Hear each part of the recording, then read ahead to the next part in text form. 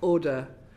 Welcome to this morning's evidence session, only the second of this Transport Committee in this Parliament.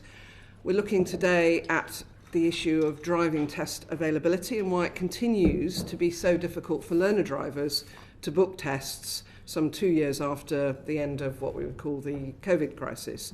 So could I start by asking our first panel of witnesses today to introduce themselves? Good morning, I'm Camilla Benitz. I'm Managing Director of AA Driving Schools. Brookfield, Chief Executive, Driving Instructors Association. Hi, I'm Sally Gilson. I'm Policy Lead at the Road Haulage Association. Lyndsey Marchant-Davies, PCS Industrial Officer and Group Secretary for DFT. Well, welcome to the session today.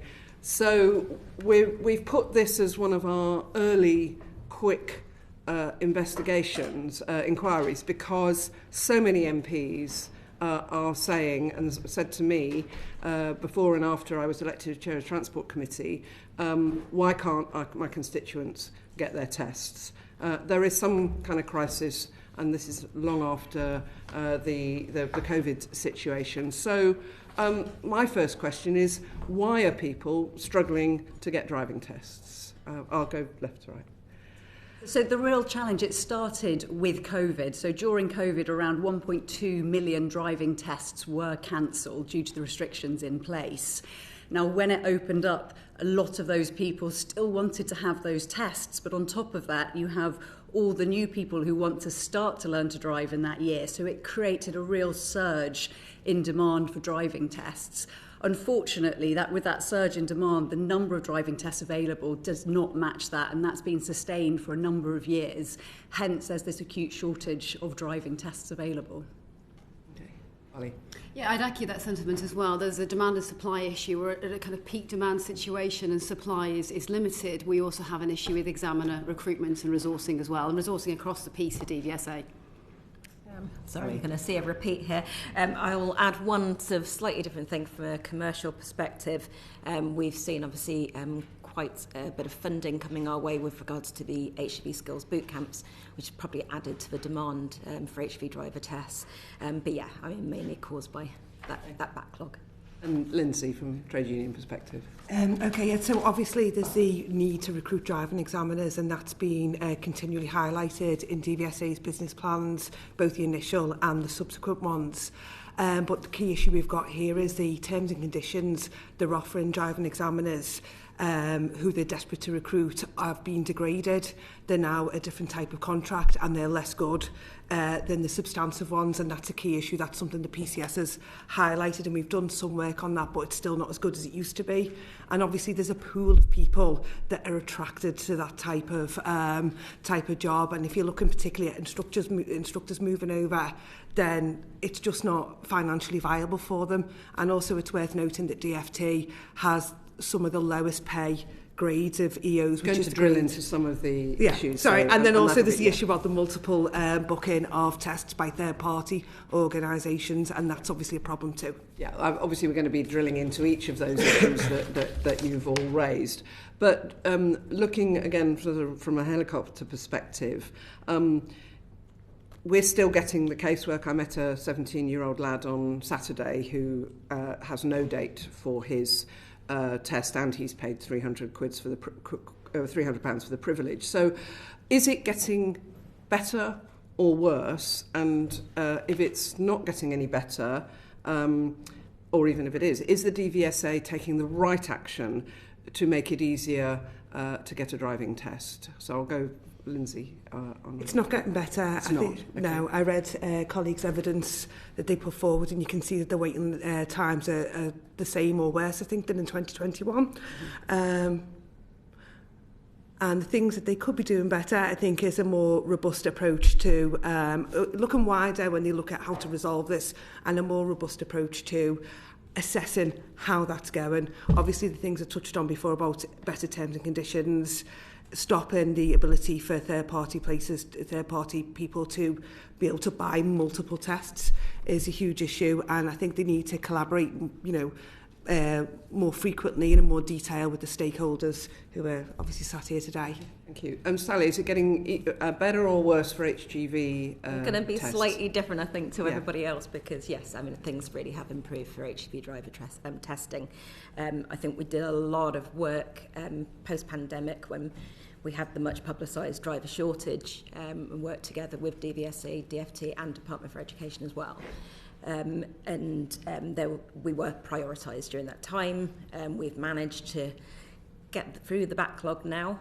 We still see some issues with short notice cancellations. Sorry, with which cancellations? Short notice cancellations. Okay.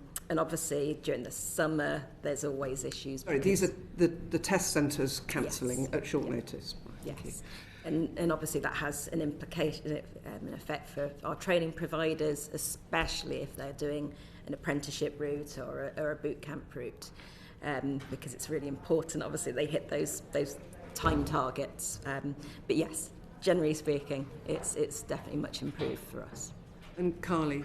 We had hope in our heart that some of the measures that were taken last year to return over 240 personnel to the frontline of testing would have that impact. And by February, it started to look like that. We were getting numbers nearer to that 14-week target.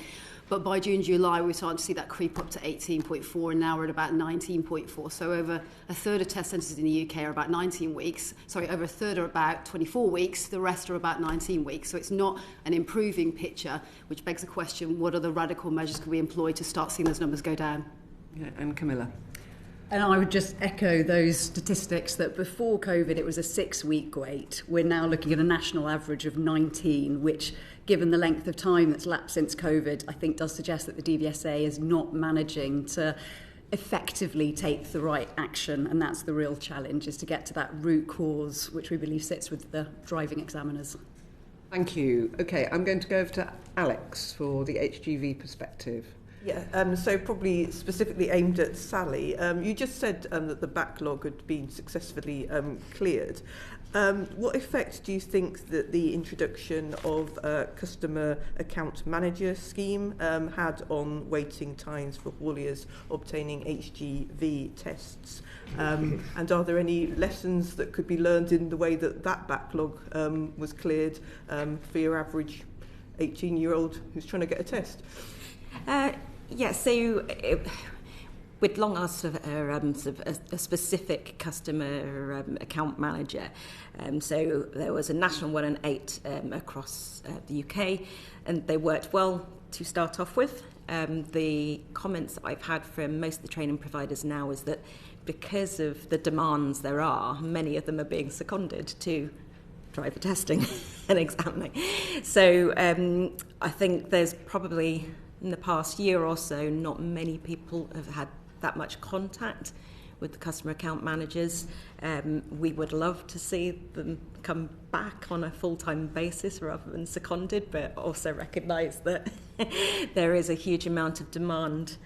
And I think with regards to sort of the future, the one thing I would like to sort of make a point is that we are forever trying to maintain that driver workforce.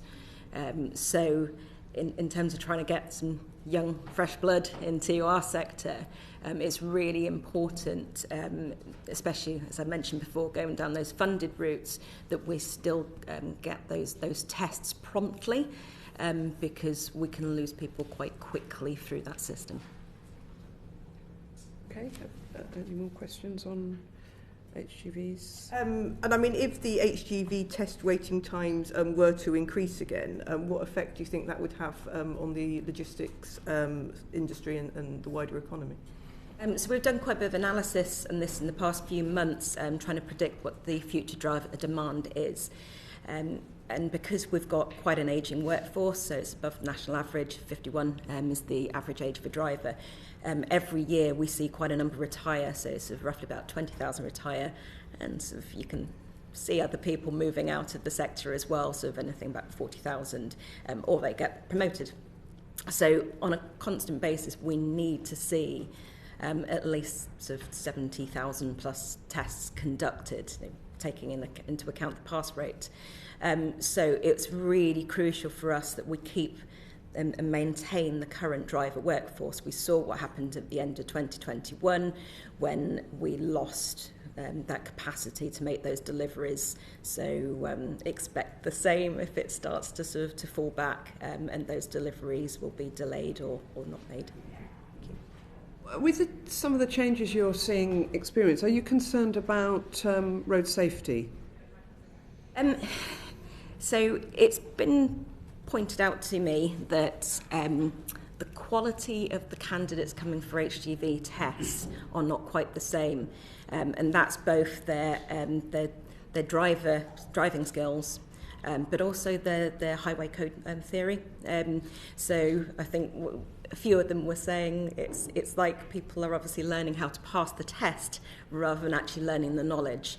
And I think, and I'm sure that obviously panellists are going to sort of make this point, that because there is so many delays, people may be not going through the proper routes, and maybe a mate trains them, and then just not getting that same kind of exposure to driving, and getting that same sort of amount of practice, and just not actually understanding the theory.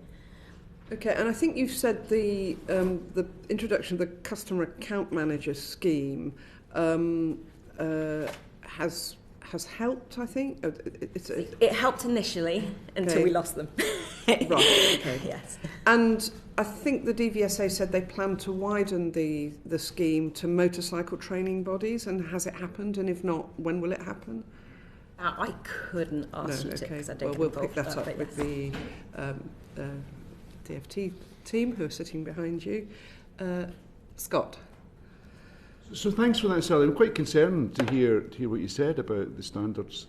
Is that something that should worry us? How do we fix that? Do we fix that with better testing, or is there more employers can do to support people in the kind of post-test environment? Provisional plates, maybe. That's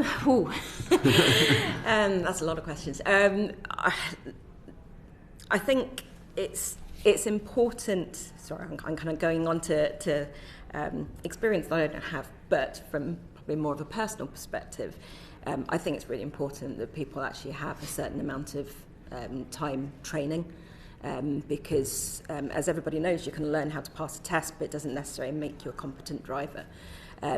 It's something that us as an organisation have worked really hard with regards to HGV driver training. So we now start people in a simulator to assess, to make sure that they are safe to go out on the road. But also we don't want to waste people's money. You know, if they're never going to make it as an HGV driver, then better to test them on something like that first.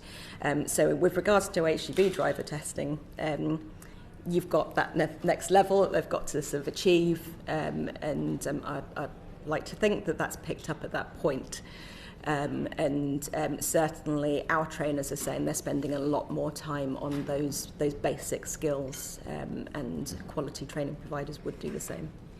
Okay, so moving on to learner driver behaviour, and this is sort of across the piece, but particularly car learners. Baggy. Okay, so how's the test backlog impacted new learner driver behaviour?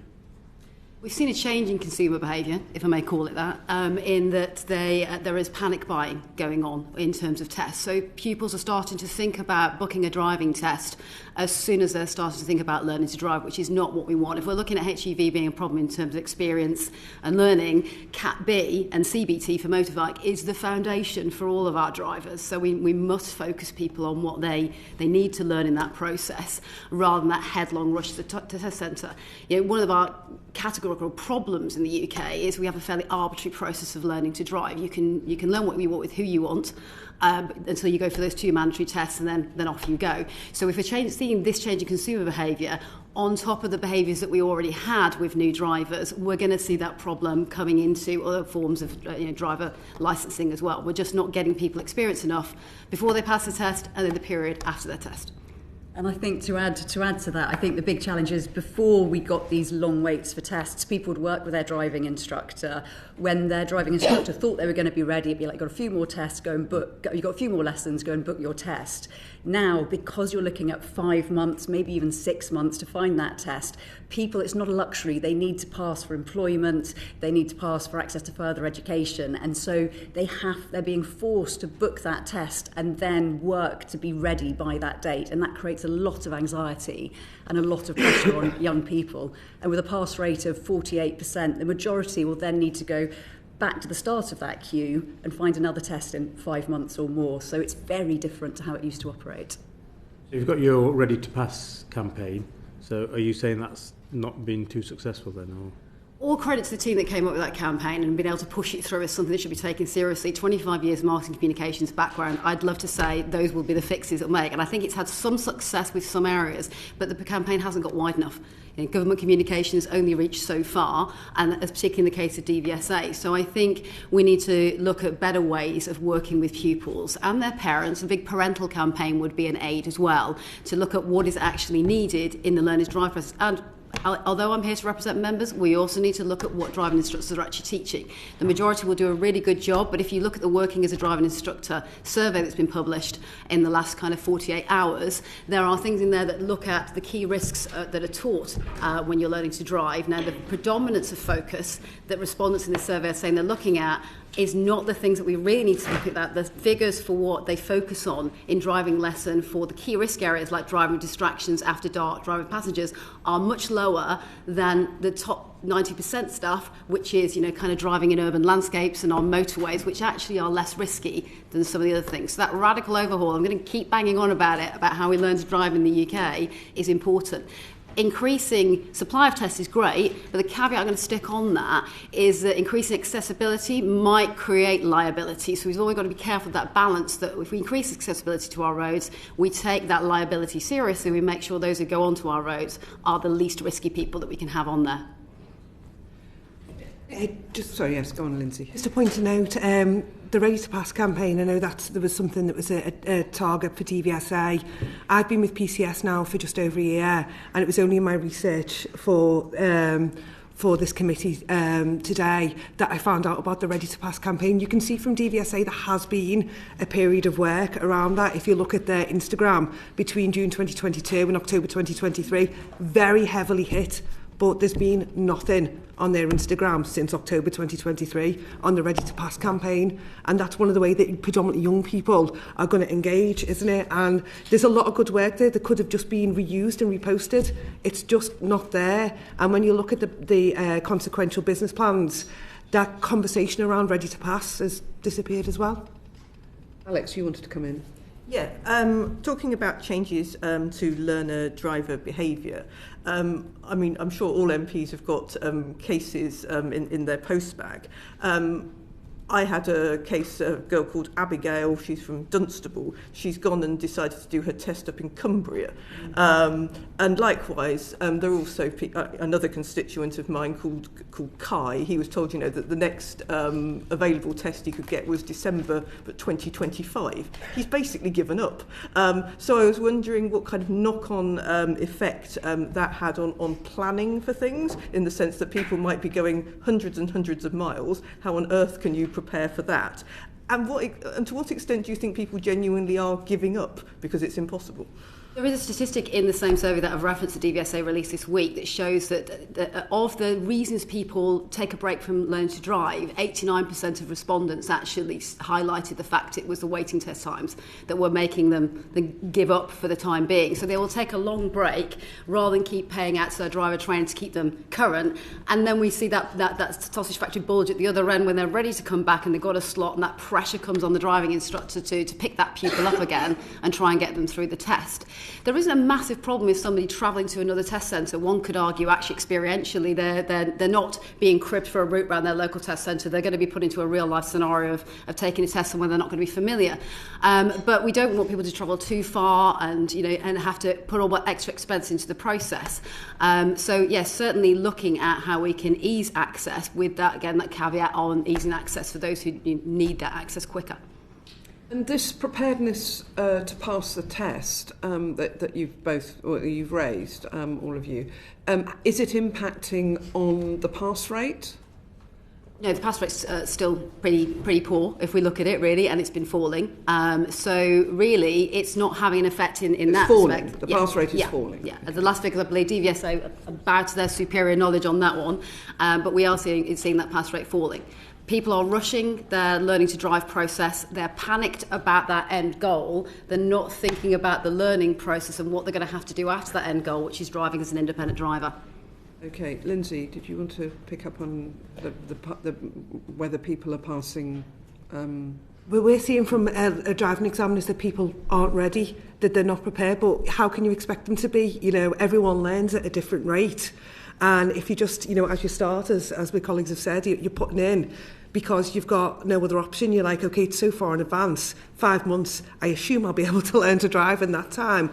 And then you're getting towards it and you've waited so long that you may as well think, well, you know what, I'll have a go. I'll have the experience of doing it. And I'll see where I fall, if you get what I mean within that. And we're seeing definitely from driving examiners saying that the quality is not as good as it should be. But on the other side, how can you expect it to be when you're not working towards an accurate timeline or target? Steph? Yes. You ready? Are you coming in now or a bit later? Later, if you want. A bit I don't later, mind. apologies. Yeah, That's fine. Right. Okay. Shall we go on to Ollie now on the driving instructors elements? Yes, your witness evidence has highlighted the issue of backlog for driving instructors and their assessments. How has the current situation affected how long they're waiting for both their practical and instructional tests? So PDIs, professional driving instructors, have been waiting. It's improved with all due respect to DVSA recently, but we did have people who were waiting for their Part 2 and 3 tests, their qualifying tests, up to 20 weeks in some instances. The problem with that, obviously, is they're paying out for all of that training. There's a limited time period on their actual licensing, and some are falling into second and third licenses. Now, DVSA has been using their discretion to be able to extend that period for some PDIs, but obviously, a lot of these people are working part-time. They're also doing their practice and their training part-time. They're paying out £3,000-4,000 a time for their qualification, and then they're not able to get those Parts 2 and 3 tests. I'm not entirely convinced that moving forward, DVSA should be providing those tests. That's another matter. Divesting of that responsibility would be a sensible move as a private sector business owner, because it's a little bit like taxi and PCV testing. A few years ago, we had 20-week waiting times, and going to the private sector, we've been able to do 5-day turnaround on those kind of tests. So I think this is a consideration for the future as a radical measure: is who should be supplying the training of ADIs and their testing process as well. One of the critical issues we're also seeing is we've got over 2,000 trainees waiting to qualify within the AA, and the big issue that they've got is the uncertainty. So these are people who are changing their career. They expect to be able to qualify and earn or work part-time over a certain period. 57% of our trainees are using the book to hold service, which means they've paid for a test at a future date, but they don't know when that's going to be. They're waiting for 10 to 12 weeks before they're even told a date for their test. And then on top of that, it's going to then be at least 10 weeks is what we're seeing until they actually get a Part 2 test. And another issue is between the Part 2 and the Part 3 tests, they are about an average of 44 weeks we're seeing for that, but the licence, to Carly's point, only lasts for 26 weeks. So those trainees are having to go through a whole new licence application and all the admin burden that creates as well. Thank you. You've highlighted the issue that most driving instructors have had their 4 yearly competence checks postponed. What are the impacts and risks associated with that? You can have a person who might not have actually had a competence check now for over 7 years. And look, we have our views as an organisation on the qualification process for trainers. Again, like going back to the foundations of Cat B training, I think the whole ADI training qualification needs to be overhauled so it's more fit for purpose. But then if we have people coming through what is potentially perceived as a weak qualification process in terms of focusing trainers on what they should be delivering to get people on the road who are safe, and then we don't overview those people in a professional competency assessment on a regular time frame, we can't expect the end result of their pupils' quality to be any better and to improve. So ignoring those, I'm not saying ignoring, it's a resourcing issue, I get it. But again, this is a time to look at whether that whole qualification and quality assurance of ADIs is best placed with DVSA. And finally, in terms of my questions on this section, with so many driving instructors coming out of that 4-yearly cycle, do you feel there is an effective process for identifying and prioritising those who might be most at risk, so that scarce resource of those competency checks can be prioritised? I think they're doing the best they can with the information they have. The metrics are quite poor at DVSA in terms of what they're able to derive, and that goes back to the systems that they have, the legacy systems they have for getting data out on what the people that they're regulating the performance of actually look like on the ground. So at the moment we do that through looking at major faults and minor faults on test, their pass rates, things like that. I think under the proposals that we're working on a trial at the moment, the Milestones project, where we'll be looking at a modular process to learn to drive. Part of the pitch for that to DFT, we got our funding for that project, was it actually enables a better insight into how instructors are performing. If there's more milestones and markers for both pupil and ADI to pass in a learning process, you've got more oversight on the performance of both those individuals in the process. Okay. All right. Let's get on to driving examiners. Scott. So there's lots of moving parts here, but I can see one of the core issues is just the lack of, the flow of driving instructors coming into the system. So what are the issues there? Why can't we retain them? Why are they not being recruited? Is that for examiners or instructors? Examiners, sorry. Okay. Yeah, go for it, yeah. It's a terms and conditions and it's a pay thing. So as I said at the start, DFT is one of the lowest pay rates for the EO grade across the civil service. So people started nationally with the 5% uplift to coming in at like £29,500. That's not comparable to what they could earn potentially as an instructor. The terms and conditions recently, so basically DVSA, to deal with this problem, this COVID backlog at the start, they brought out a temporary cluster contract, which was advertised as a temporary thing. It's something the PCS didn't agree with. We understood that it needed to be there as a temporary measure, but that's now the measure that is available. It's the only contract that you can get, and it means that you have to do regular weekend work, and that's paid at base rate, plain rate, so with no overtime, etc.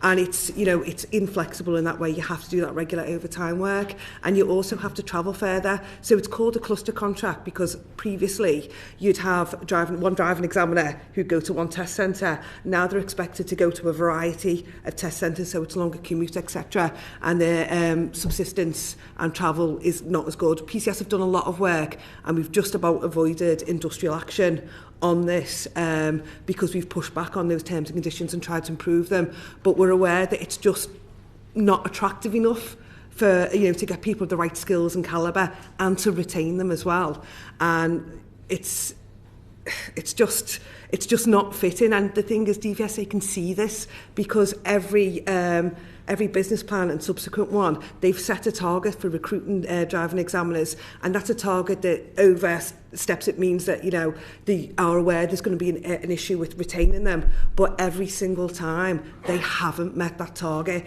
And I know the most recent business plan is in place, and I've had a meeting with the DVSA driver ops colleagues last week, and I said, can you provide me how many people you've recruited each month for the last 6 months? I'm still waiting for it.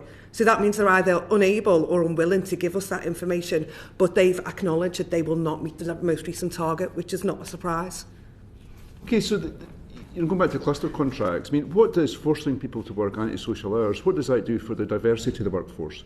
Because obviously that's not going to be attractive for a lot of people with caring responsibilities. Exactly, and that's the thing. We want to see as well driving examiners that reflect the broad set of learners as well, and it's just not going to do that because obviously the childcare will be an issue. I do want to say as well there is a troubling culture within DVSA of it's starting to emerge now of a bullying and pressure on existing driving examiners in particular areas where there's now a focus on particularly low pass rates.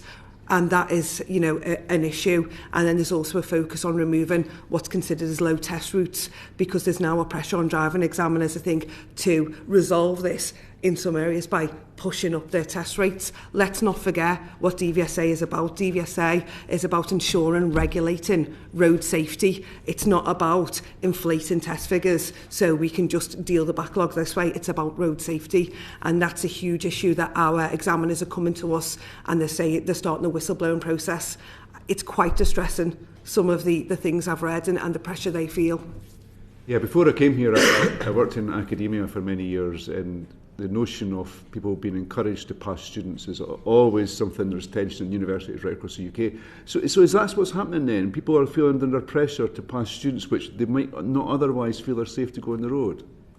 It's in some areas, yeah. We're saying that there's now been across the thing, and there's now been a new way to assess how each driving examiner's doing, and there's a new focus particularly on low test pass rates and routes. And it used to be a kind of more holistic approach. You'd look across the board and you find the average and then see if anyone's working way outside that average. But now it's specifically on the lower end, and that hasn't been that's been brought in sort of under the radar without the trade union's knowledge, without consultation with us.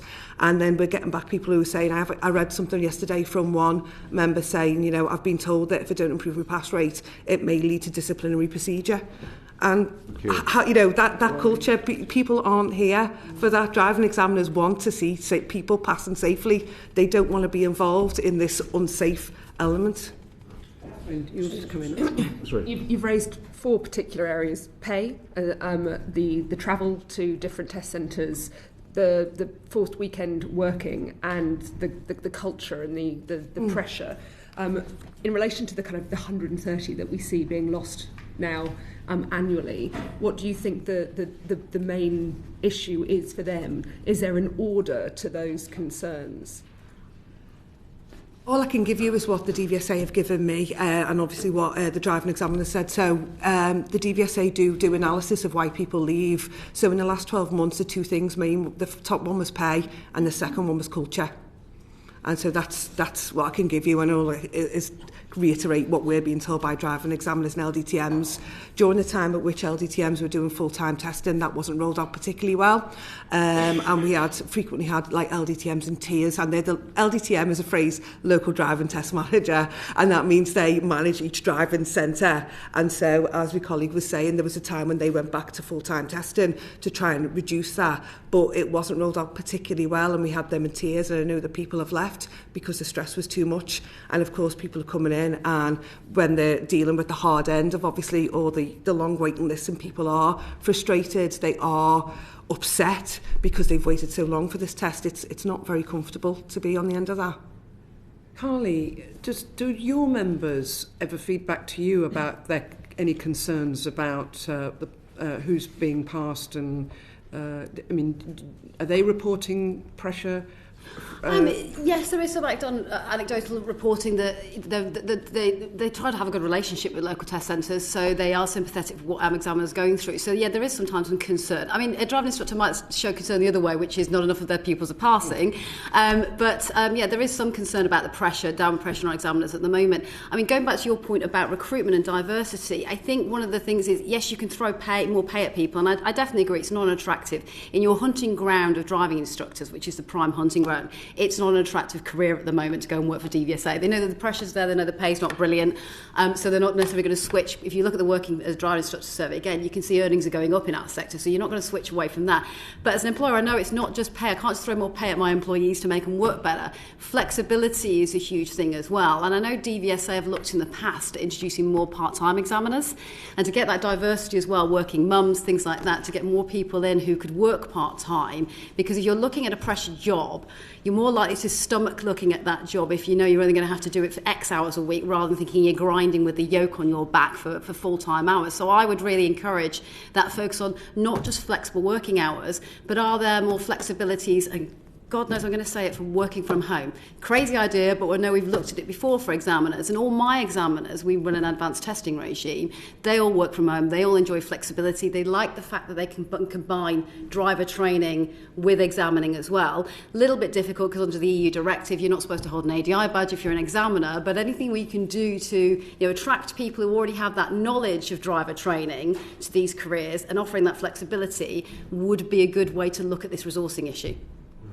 I completely agree with what my colleague was saying at the start about how we need the diversity, etc. But I will say the one thing we need to be concerned about is, I know you're saying the working from home.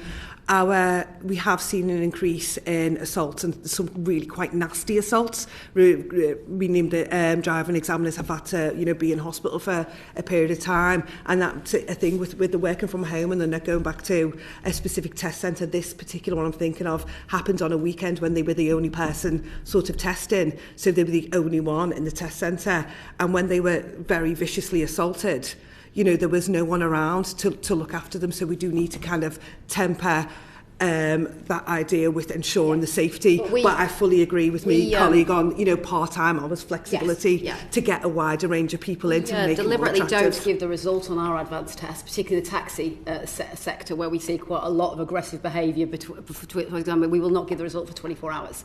And we email the result because we had assaults on our examiners. So we got round it by, obviously we always work to try and preserve the security. So that would be a concern. I completely echo that, but there are ways that we could manage that.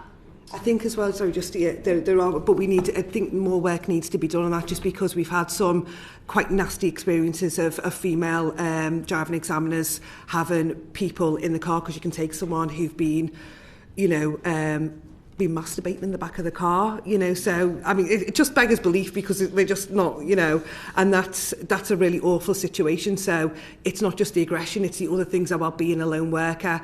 I'd like to see proper robust analysis into that and development of that before we go towards that. But I do agree there needs to be more flexibility, it needs to be more attractive as a job. Okay, we're doing very well for time. Do any of my colleagues want to follow up with any supplementary questions? Yes. This may sound like a stupid question, and I'm extremely sorry to hear these accounts you've given. This is sort of standing back and reflecting on everything that's been said so far. Is the test just too cheap? Is that part of the problem? And I'm conscious that it's extremely expensive to learn to drive, but is there an economic factor to this at the bottom line? Yes.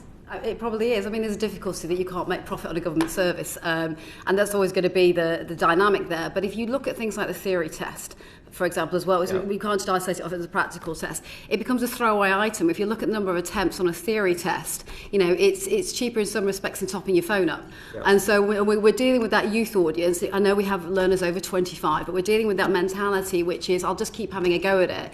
And I don't think it's necessarily just putting in an increased cost is going to be the thing that makes them wise up about it. It is maybe accessibility. Again, contradicting myself about accessibility and liability, but it's accessibility. If we just allow people to keep having a go at something, then its value is cheap. If we say to people, if you fail it more than 2 times, you're not coming back for another 6 months, then we might have a better value determination in the mind of the consumer as well. So I don't just think putting the prices up is going to be the issue. It's going to be also what other deterrents and incentives we can put into a system that will engender that better behaviour. I would disagree with price being the issue, and I think it's so important we think of the users of this service. Think of young people. We're already seeing a drop from 35% of 17 to 20-year-olds used to hold a driving licence. That was back in 2019. It is now 27%. That's a really significant drop, and not being able to drive has a very significant impact on people's opportunities. We hear regularly, we've got one pupil at the moment who desperately wants to work in the creative industry in Manchester, but he can't get there until he passes his test. So he knows he's got at least 5 months for that test before he can start working. This is holding young people back, and it's not because of the price. So many of them are using ticket resellers, where I've heard of those tests reselling for £250. People are spending the money out of desperation because they need to learn to drive and they need those opportunities, and we need to support people with that, not charge them more. Scott. But I do think, I was going to bring this up later, I do think this is a really important issue, because my understanding is the test price hasn't went up since 2010. which is absolutely incredible. And I guess one of the things Lyndsey might hear when she's in negotiation about better pay is the constraint within the finances of the organisation. So even if the test price had kept pace with inflation, there'd be more money coming into the organisation, and hopefully, Lyndsey, that would mean better pay for your members. Lyndsey. It's a really difficult one, this, and there's a spread of opinions on this, but I think the problem isn't necessarily so much the cost of the test. I think it's the availability of the test, and we can't have this situation where we've got people who, if I can afford more, I'll get a test quicker. That's not fair. That's not how the process should be. I think what the real issue we need to look at here is why it is that these third-party test sites can buy up multiple tests, and how that came to be, and why is it that that hasn't been reduced and back down to one driving licence number, one test, because what happens is these test party sites, they harvest the driving licence number, so you'll put it in, and then they will, without the learner's knowledge, go and book 5 more tests, and they're ever not going to do that, because then what they do is sell them on, and they make commission, and that's a really good business. They've identified the need there, but until we stop that, there's always going to be this backlog, because these tests are always going to be booked up. And we've asked as a trade union, why can't this be repealed? And the answers have been very evasive. It's just not that easy, etc. And we have heard from a number of different sources within DVSA that the reason why they can't do that is because they didn't follow the proper legislative process to bring that in, and they don't want to make people aware of that. So that's why it's harder to remove that. But if you went back to one driving licence number, one test, I think that would help that. As to whether it should be increased or not, that's one I'm not going to make a full comment on. Thank you. Rebecca. Just coming back, thank you, off what you said, Camilla, and I think what was just discussed in terms of the availability and the age, the challenge for younger people. It just struck me, obviously, with the Transport Select Committee, we look at other transport challenges. Do you have data looking at kind of regional variation, particularly between kind of urban and rural areas? Because clearly there may well be an abundance of tests available in urban areas where people have other options for travel versus, small market towns or countryside areas where actually a young person being able to drive really is that step into kind of accessibility and travelling around. Do you have any sense of any issues where there's certain parts of the country or areas that are problematic? Yes, we do. So as the AA, we've regularly, under the Freedom of Information Act, got down to a test centre what the availability is, so we can provide that afterwards, and that will show some real regional hotspots that absolutely need to be tackled to give people those opportunities. Lee. Reading your witness evidence, one gets the impression that things have been attempted by the DVSA at times which have worked for a while. For example, only letting instructors book tests, which one of you said improved things for a while, but then that was rolled back. Do you get the sense, or have you seen, that there is a sort of a coherent, structured plan looking at all the different ingredients, and that will lead to a recovery in the backlog and the processes? It's been a very reactive time for them since lockdown ended. They've had a massive backlog to get through, so I can't blame them for reacting, particularly downward pressure from consumers, the government overlords and everybody else. There have been some proactive strategies, and I know when we have our regular quarterly meetings with DVSA, we talk in a very proactive manner, because it's got to be sustainable, whatever we put in place, or we're just going to see these bulges again and not be able to manage them. However, yes, I am concerned about measures being a little bit more short term.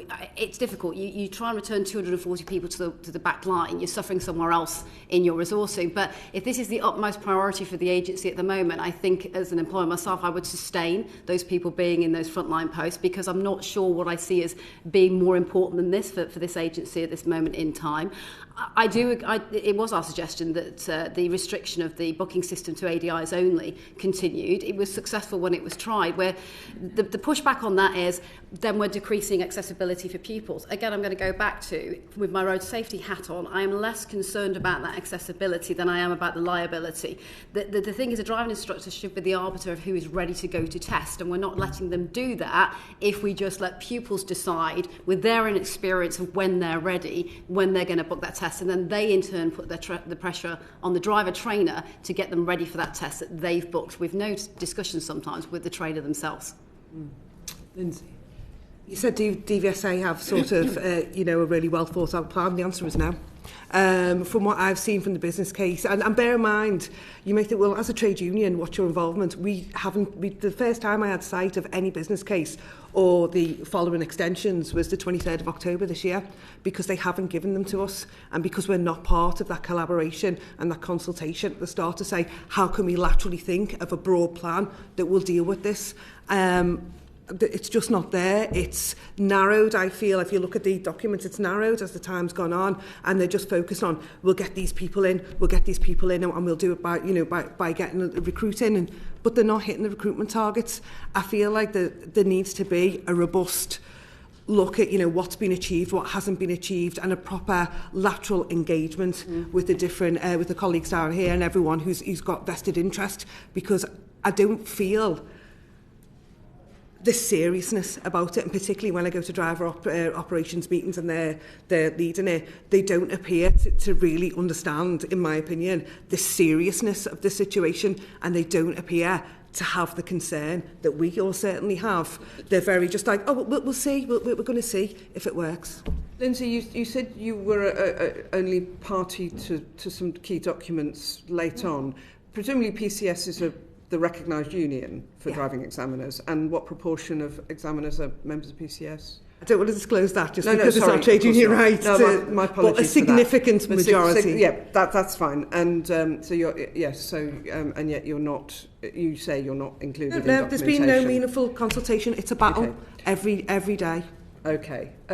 Steph, on this issue? No. Okay, Catherine, you... I just wanted to come back to the you were talking about the possibilities of instructors doing part-time examining, and you said that there were some regulatory obstructions to that. Is it You're not going to ask what that regulation is, isn't it? I won't be able to do it. There's also there was an element of if the reality is actually they'd get paid less and they'd have to travel further This is examiners. Examiners. It's about whether or not we can encourage more instructors to do part-time examining to be able to fill that void. And I was just wondering what the thoughts were of how that could be encouraged and whether or not there are barriers to that encouragement. One of the things that we've suggested is delegated examiners. So back in 2021, I think it was, previous government allowed approved training providers to be able to do the Module 3A part of the HGV driver test, and that's the manoeuvre test, so it's the reversing element. But the bus sector already has ability to be able to do delegated examining for the other practical element. So obviously if that was allowed as well within the HGV sector, then that would free up quite a bit of capacity and be a real good win. It's something that we've been pushing for some time. Carly? Yeah, I think, look, we run an examiner regime, and I think one of the reasons people are attracted to it is flexibility, to be able to combine driving instruction, driver training, they work across all licence categories, so it's not just learner, with doing some part-time testing as well, and I think that helps retain them as well. Again, going back to that part-time thing, if you've got some variety in your role, you're more likely to enjoy it. So I do think that if we looked at some more flexible recruitment options for people, it would attract more people into the sector, not just driver trainers, although they are arguably the ones with the best working knowledge of the system. But I would agree looking at more delegated examiner roles would be a good part of the solution as well. Steph, you had a question. Yeah, I'm going to make myself wildly unpopular here, but I'm conscious that a lot of my young constituents can't afford driving lessons and are either not self-taught, but are taught by friends or relatives. Is there a danger that some of these initiatives actually make it much harder for those people to access driving tests? Have you got any views on that? Trialling a Learning to Drive programme like we are at the moment, Milestones, that actually looks at what are the things that they need to learn to pass that test and be a successful independent driver, a safe independent driver. And actually a lot of the stuff we're prescribing in the programme is e-learning and increased theory testing. If you look at the UK, we trail badly behind other countries in terms of theory testing, and Sweden has something like 12 or 13 theory tests. So both in the training of examiners, the training of instructors and the training of pupils, we need to get better at looking at how e-learning can be something wrapped around practical training. Now it sounds shocking for somebody representing practical driving instructors that I'd be talking about e-learning, but that blend would make it more accessible to more people, more price accessibly as well. So I think there is that issue around learning to drive is getting very expensive. However, we do encourage parents to look at investing in this process, because if you don't invest properly in the learning to drive process, it's going to cost you even more dearly post-test. When 6 months down the line, they've totaled that car and the insurance premium have actually, and the biggest cost of all to the life of your precious child as well. Yeah. To solve this, I think the crucial thing is to really get to the root cause, and I'm very happy that we are talking about the importance of getting more driving examiners, because without that, the system is just grinding to a halt. So, for example, instructors, right now, we've got 57% on that book to hold that I mentioned, just waiting to qualify. We've got an extreme shortage of driving instructors as a result. So the AA, for example, we need 300 more. They can't qualify. So that makes it harder and more expensive for learners to find a driving instructor. So until we really solve that root cause, get very focused on solving that very efficiently and not getting distracted by the symptoms that go around it, it's going to be an ongoing problem. We've got to look at the system as a whole. That's really key. Okay, there's a quick question I have and then a wind-up question. All warrant card holders were redeployed to conduct driving tests. So what impact did that have on DVSA's wider operations?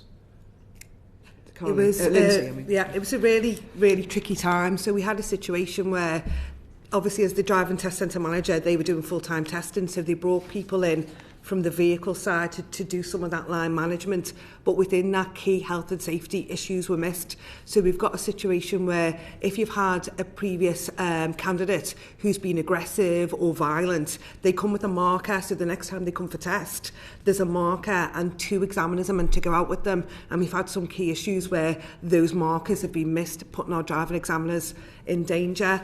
Also, from the vehicle side, you know, there's a stretch you can't, it's like new money for old rope or robbing Peter to pay Paul. There's only a certain amount of people, and if you stretch them across, things are missed. So on the vehicle side, I noticed there was a backup of the regulatory checks they needed to do as well.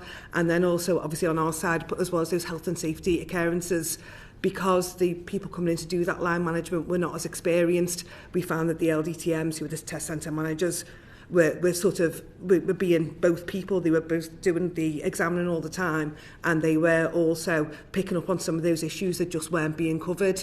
And the result of that was, as I said before, we had some very distressed LDTMs. We had meetings with them, and people were in tears because they were saying, I can't keep going like this.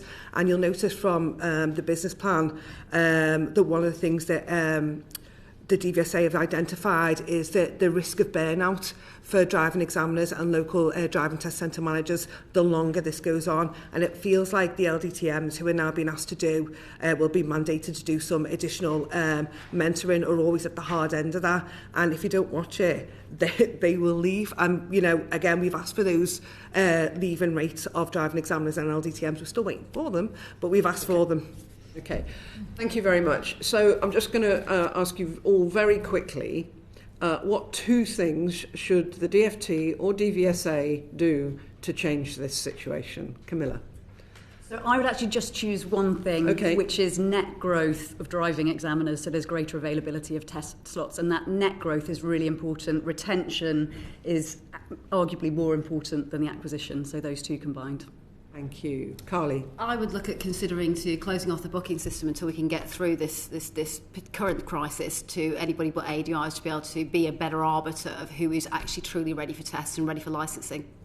Right. Sally? I'm going to be greedy and have 2. Yeah, go on. So delegated. I said you can have 2. So yeah, delegated examiners, I think that would really ease the situation, and I will agree with the fact that I think the pay and conditions have to be improved for examiners, because DVSA cannot compete with the commercial world, and people will move to training instead. When you said delegated examiners, do you mean just in your sector or all sectors? I speak for our sector. sector. You speak for your sector. No, that just to clarify that. Okay, and Lyndsey? Retaining the previous terms and conditions, removing the cluster contracts, and making sure there's no further degradation of terms and conditions as a broad one. And then the second one is obviously get it all in. And the second one is obviously proper collaboration and consultation with the trade unions and the other colleagues in this table as well, in a meaningful way. That's really, really useful. Thank you ever so much for your contributions today, and a lot for us to pick up with the DFT, the Minister and the DVSA colleagues in the second session. So that brings us to the end of this session, and as I say, thank you very much for the evidence you've sent in, the time you spent preparing, and for answering our questions so comprehensively. I'm going to suspend the meeting for a few moments while we change seats. The sitting is suspended. Order, order.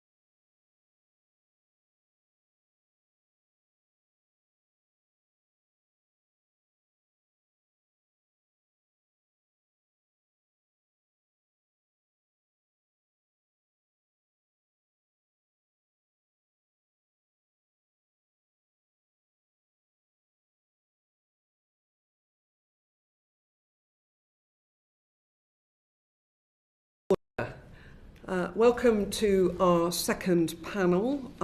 Before we start, just quickly, one of our number has to declare an interest to declare. Thank you, Chair. Just very briefly, I'd like to draw the committee's attention to the fact that I worked for the Minister between 2012 and 2016.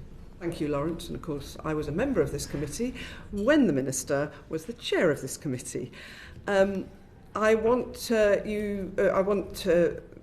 people to be aware that we received and published some written evidence ahead of this morning's session.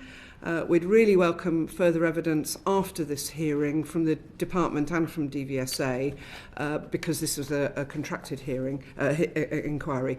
So should you wish to address any questions you weren't able to answer today, and also respond to any other points you wish to pick up from the evidence, huge welcome, and particularly to the Minister for your first time on that side of the committee room. Feels very strange. And for me too. Okay, Loveday. Yes, Loveday, Ryder, Chief Executive of DVSA. Lilian, Greenwood, Minister for the Future of Roads. Emma Ward, Director General in the Department for Transport, with responsibility for road transport, which includes the motoring services agencies. Thank you very much. So, people not being able to get driving tests for months and months, meaning they can't get to college, to jobs, they can't get about. They're dependent on public transport or other people to give them a lift, and they're paying a fortune for a service that should cost £62. Minister, What's going wrong and how long will it take to turn it around? Well, look, thank you, Chair, and thank you, committee members. I'm really pleased that the committee is doing this work. I think it's really helpful. Waiting times for car practical driving tests are far too long. I spend a lot of time replying to letters from members of Parliament on behalf of their constituents, and they're right to be raising that. That's why the government is working to address the issue whilst upholding road safety standards, and that's really important. And obviously it was an issue that came out in your earlier session. We do take this problem seriously, and fixing it is a priority for me and our department. All of us understand how important passing your driving test is. It's one of those rites of passage. It's like learning to ride your bike or the first time you're allowed to walk to school on your own. Learner drivers who are ready to pass should be able to take their test. But as you've heard and as you've said, Chair, thousands of people face the choice between waiting many months, paying exorbitant fees, or travelling hundreds of miles to take a test. And many of the important points were made in the earlier session. The problem started when tests were paused due to COVID and a backlog built up. But there is more to it than that. There was a lorry driver crisis that meant for a period driving examiners were asked to focus on vocational tests rather than on car practical driving tests. That was a decision of the previous government, and given the crisis in freight deliveries, absolutely understandable, but that meant that the backlog grew. The demand for driving tests has actually also fundamentally changed since 2020. There's been a significant increase in the number of provisional licence holders who've passed their theory test and are now eligible to book a driving test. I think the previous government hadn't and DVSA themselves, I think, had not appreciated that change had occurred. Hindsight's a wonderful thing. And given the rise in waiting times, learner drivers are, as you've heard, booking their tests before they start lessons, planning to be ready to pass by the time that test comes around. And I don't blame them. That seems entirely logical. If you know that at the point that you're ready, you're going to have to wait 6 months, you're not going to wait until the point that you're ready. The mismatch between supply and demand has also presented, as you've heard, opportunities to the unscrupulous. Now, I want to correct something that was said in the earlier session, which is that every test booking has to be linked to an individual driving licence holder. You can't have multiple tests booked on one driving licence. However, if you give away your details, then someone can use your driving licence number to book a test, and of course they can be changed. So, So, as I say, with that caveat, apps have sprung up which use technology to find slots and charge learners for the service. So if you've got a driving licence booked, I think, Alex, you said you had someone from Dunstable who had a driving licence booked somewhere in Cumbria, is they've got that booking, but then they might sign up with a bot to get a swap so that they can cancel that test and have a new one that's nearer to home.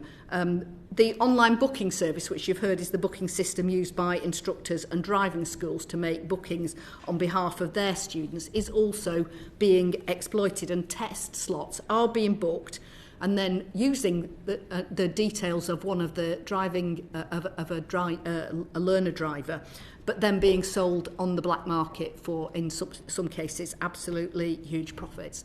We are absolutely determined to stamp out these practices. We are determined to increase the supply of driving tests by recruiting more examiners, by making sure that people who come for a test are ready to pass, and by dealing with those rip-off practices that are affecting desperate learner drivers.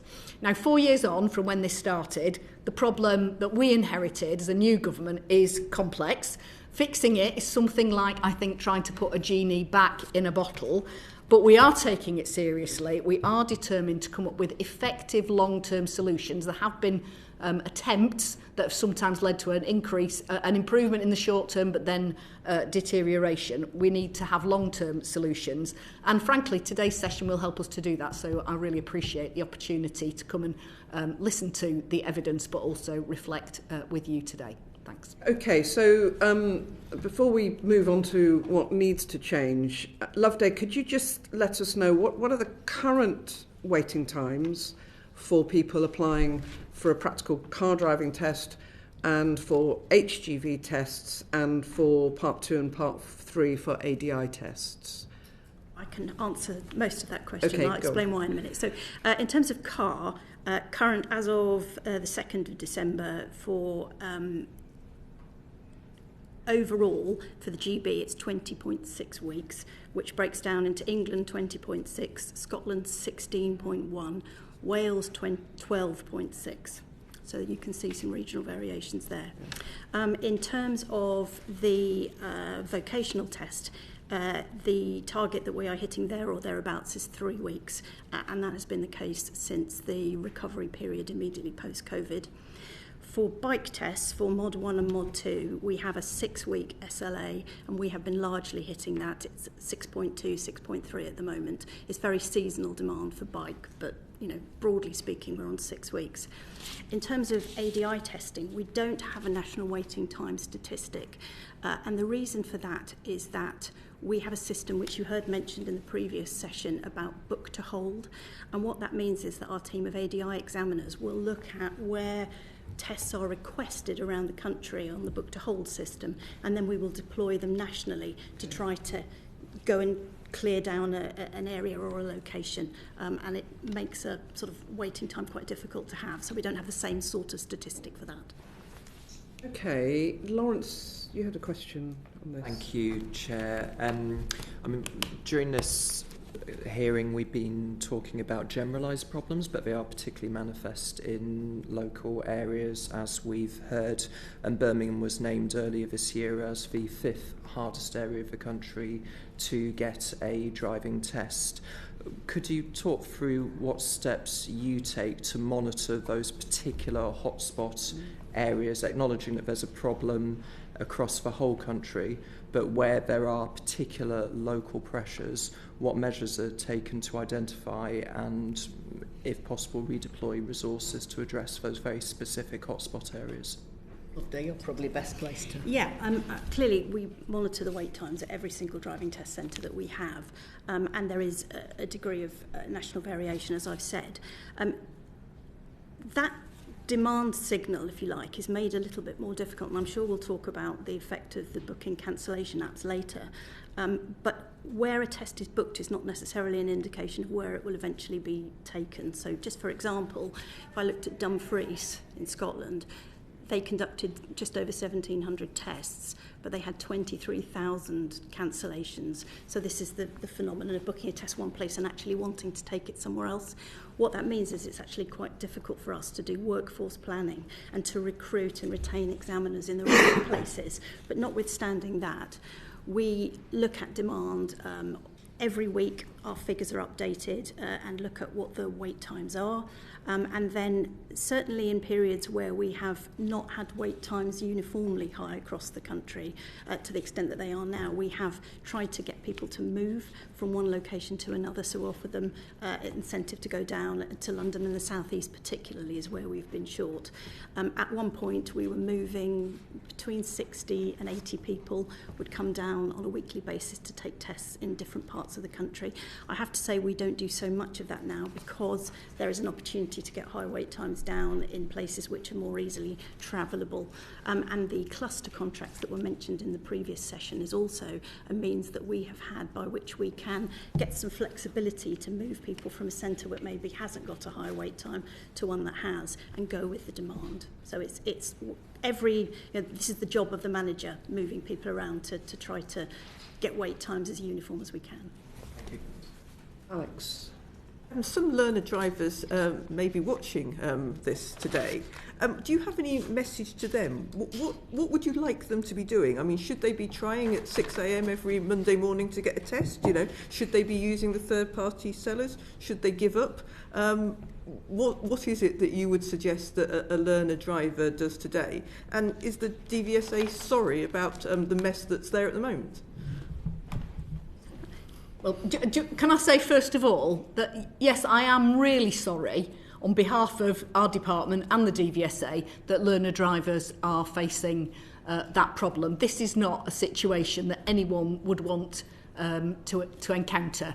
You know, as we heard in that earlier session, this is something that's really important to people. It's for many people, it can be the thing that allows them to get on with their life. Now, in the wider department, we're working to make sure that there isn't, you know, being able to drive is not the only way in order for you to be able to get around, but that's a bigger policy question. But many people do and want to learn to drive, and we want them to be able to take their test. There are some things that they can do. As you've already heard, the pass rate is around about just below 50%. So one of the things that you can do as a learner driver is, as far as possible, is make sure that when you come to have your test, that you are in a good position to be able to pass it. So one of the things that DVSA has done is produce this Ready to Pass campaign, which is aiming to ensure that learner drivers have the information they need to assess whether they are ready to pass. Now, that's not to say that there's not a really important role for the driving examiner in working with driving instructor,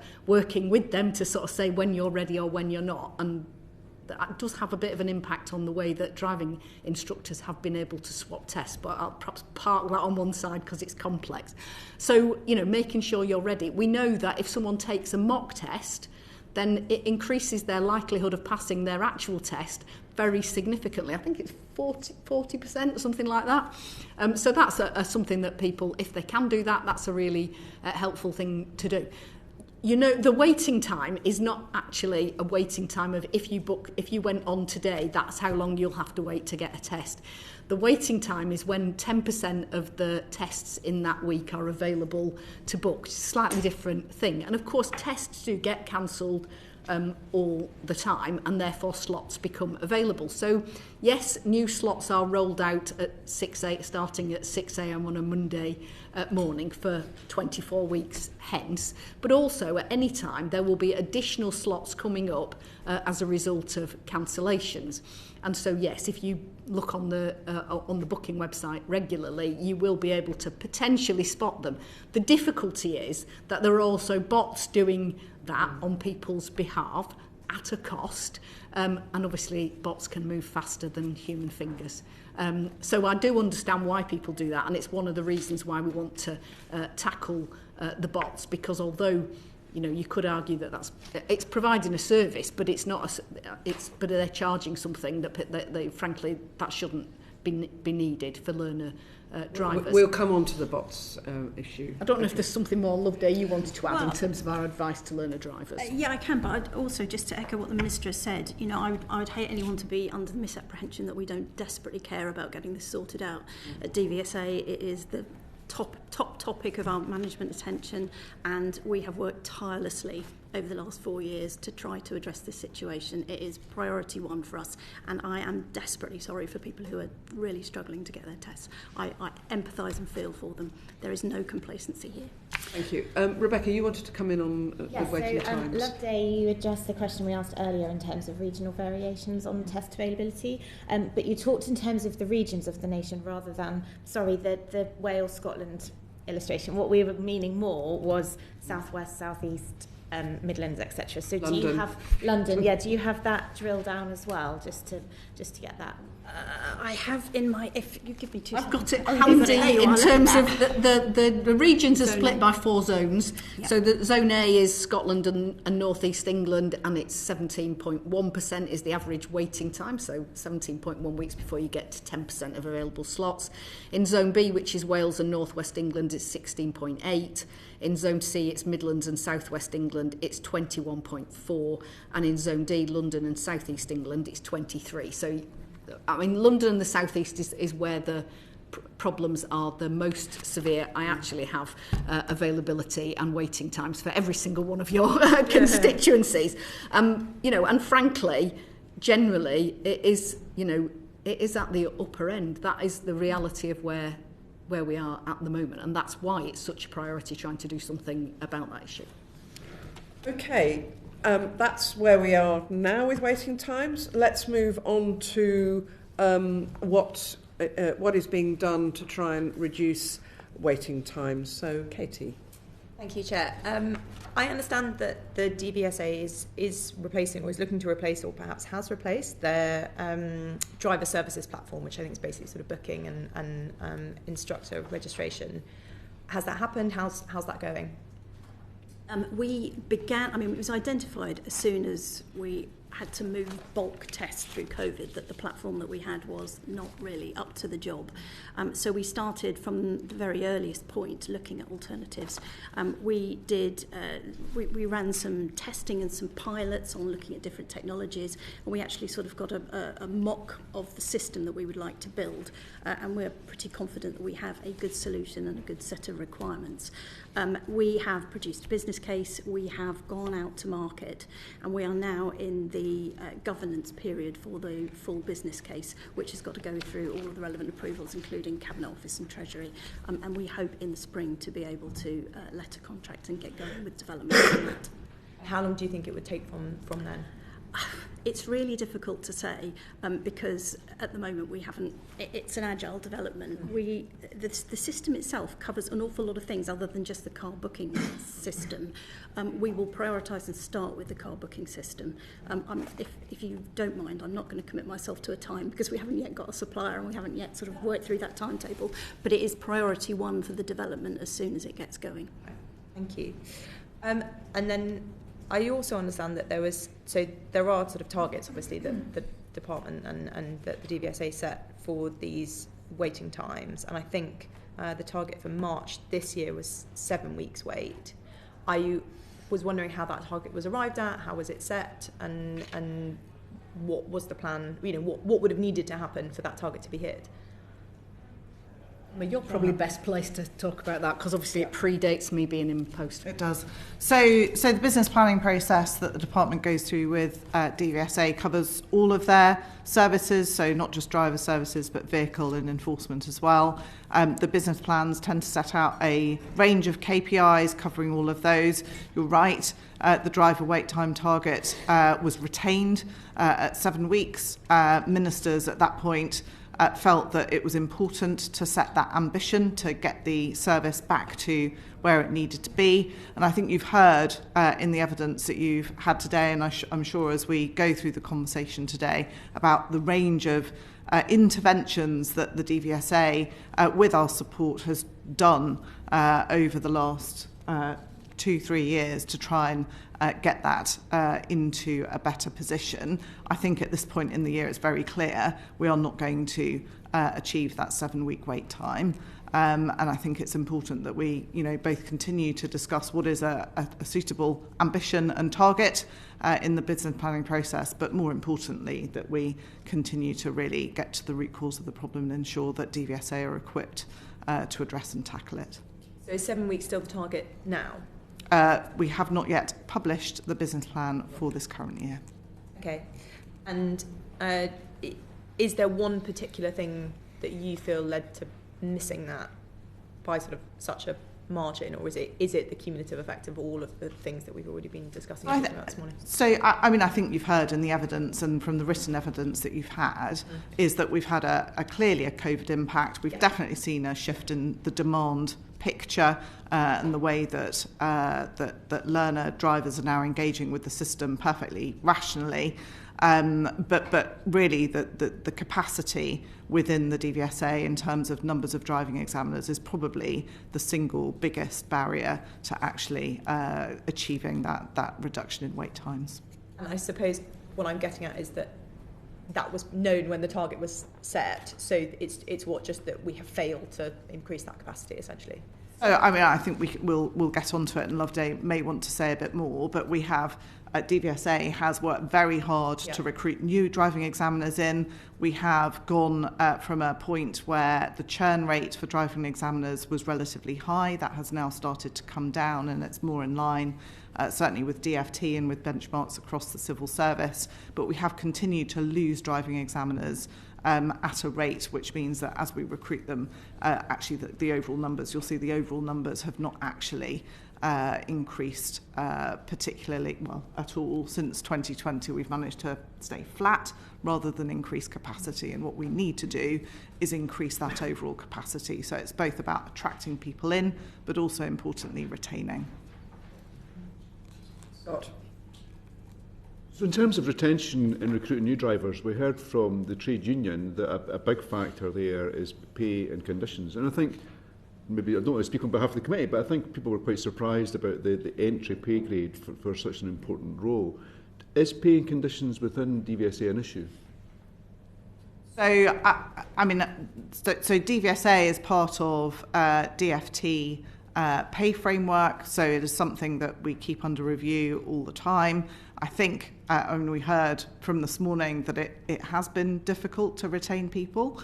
We have an older workforce in driving examiners, so I think pay is one of the issues, but we've also, post-COVID, like many sectors, seen attrition from the workforce as people have decided actually not to come back.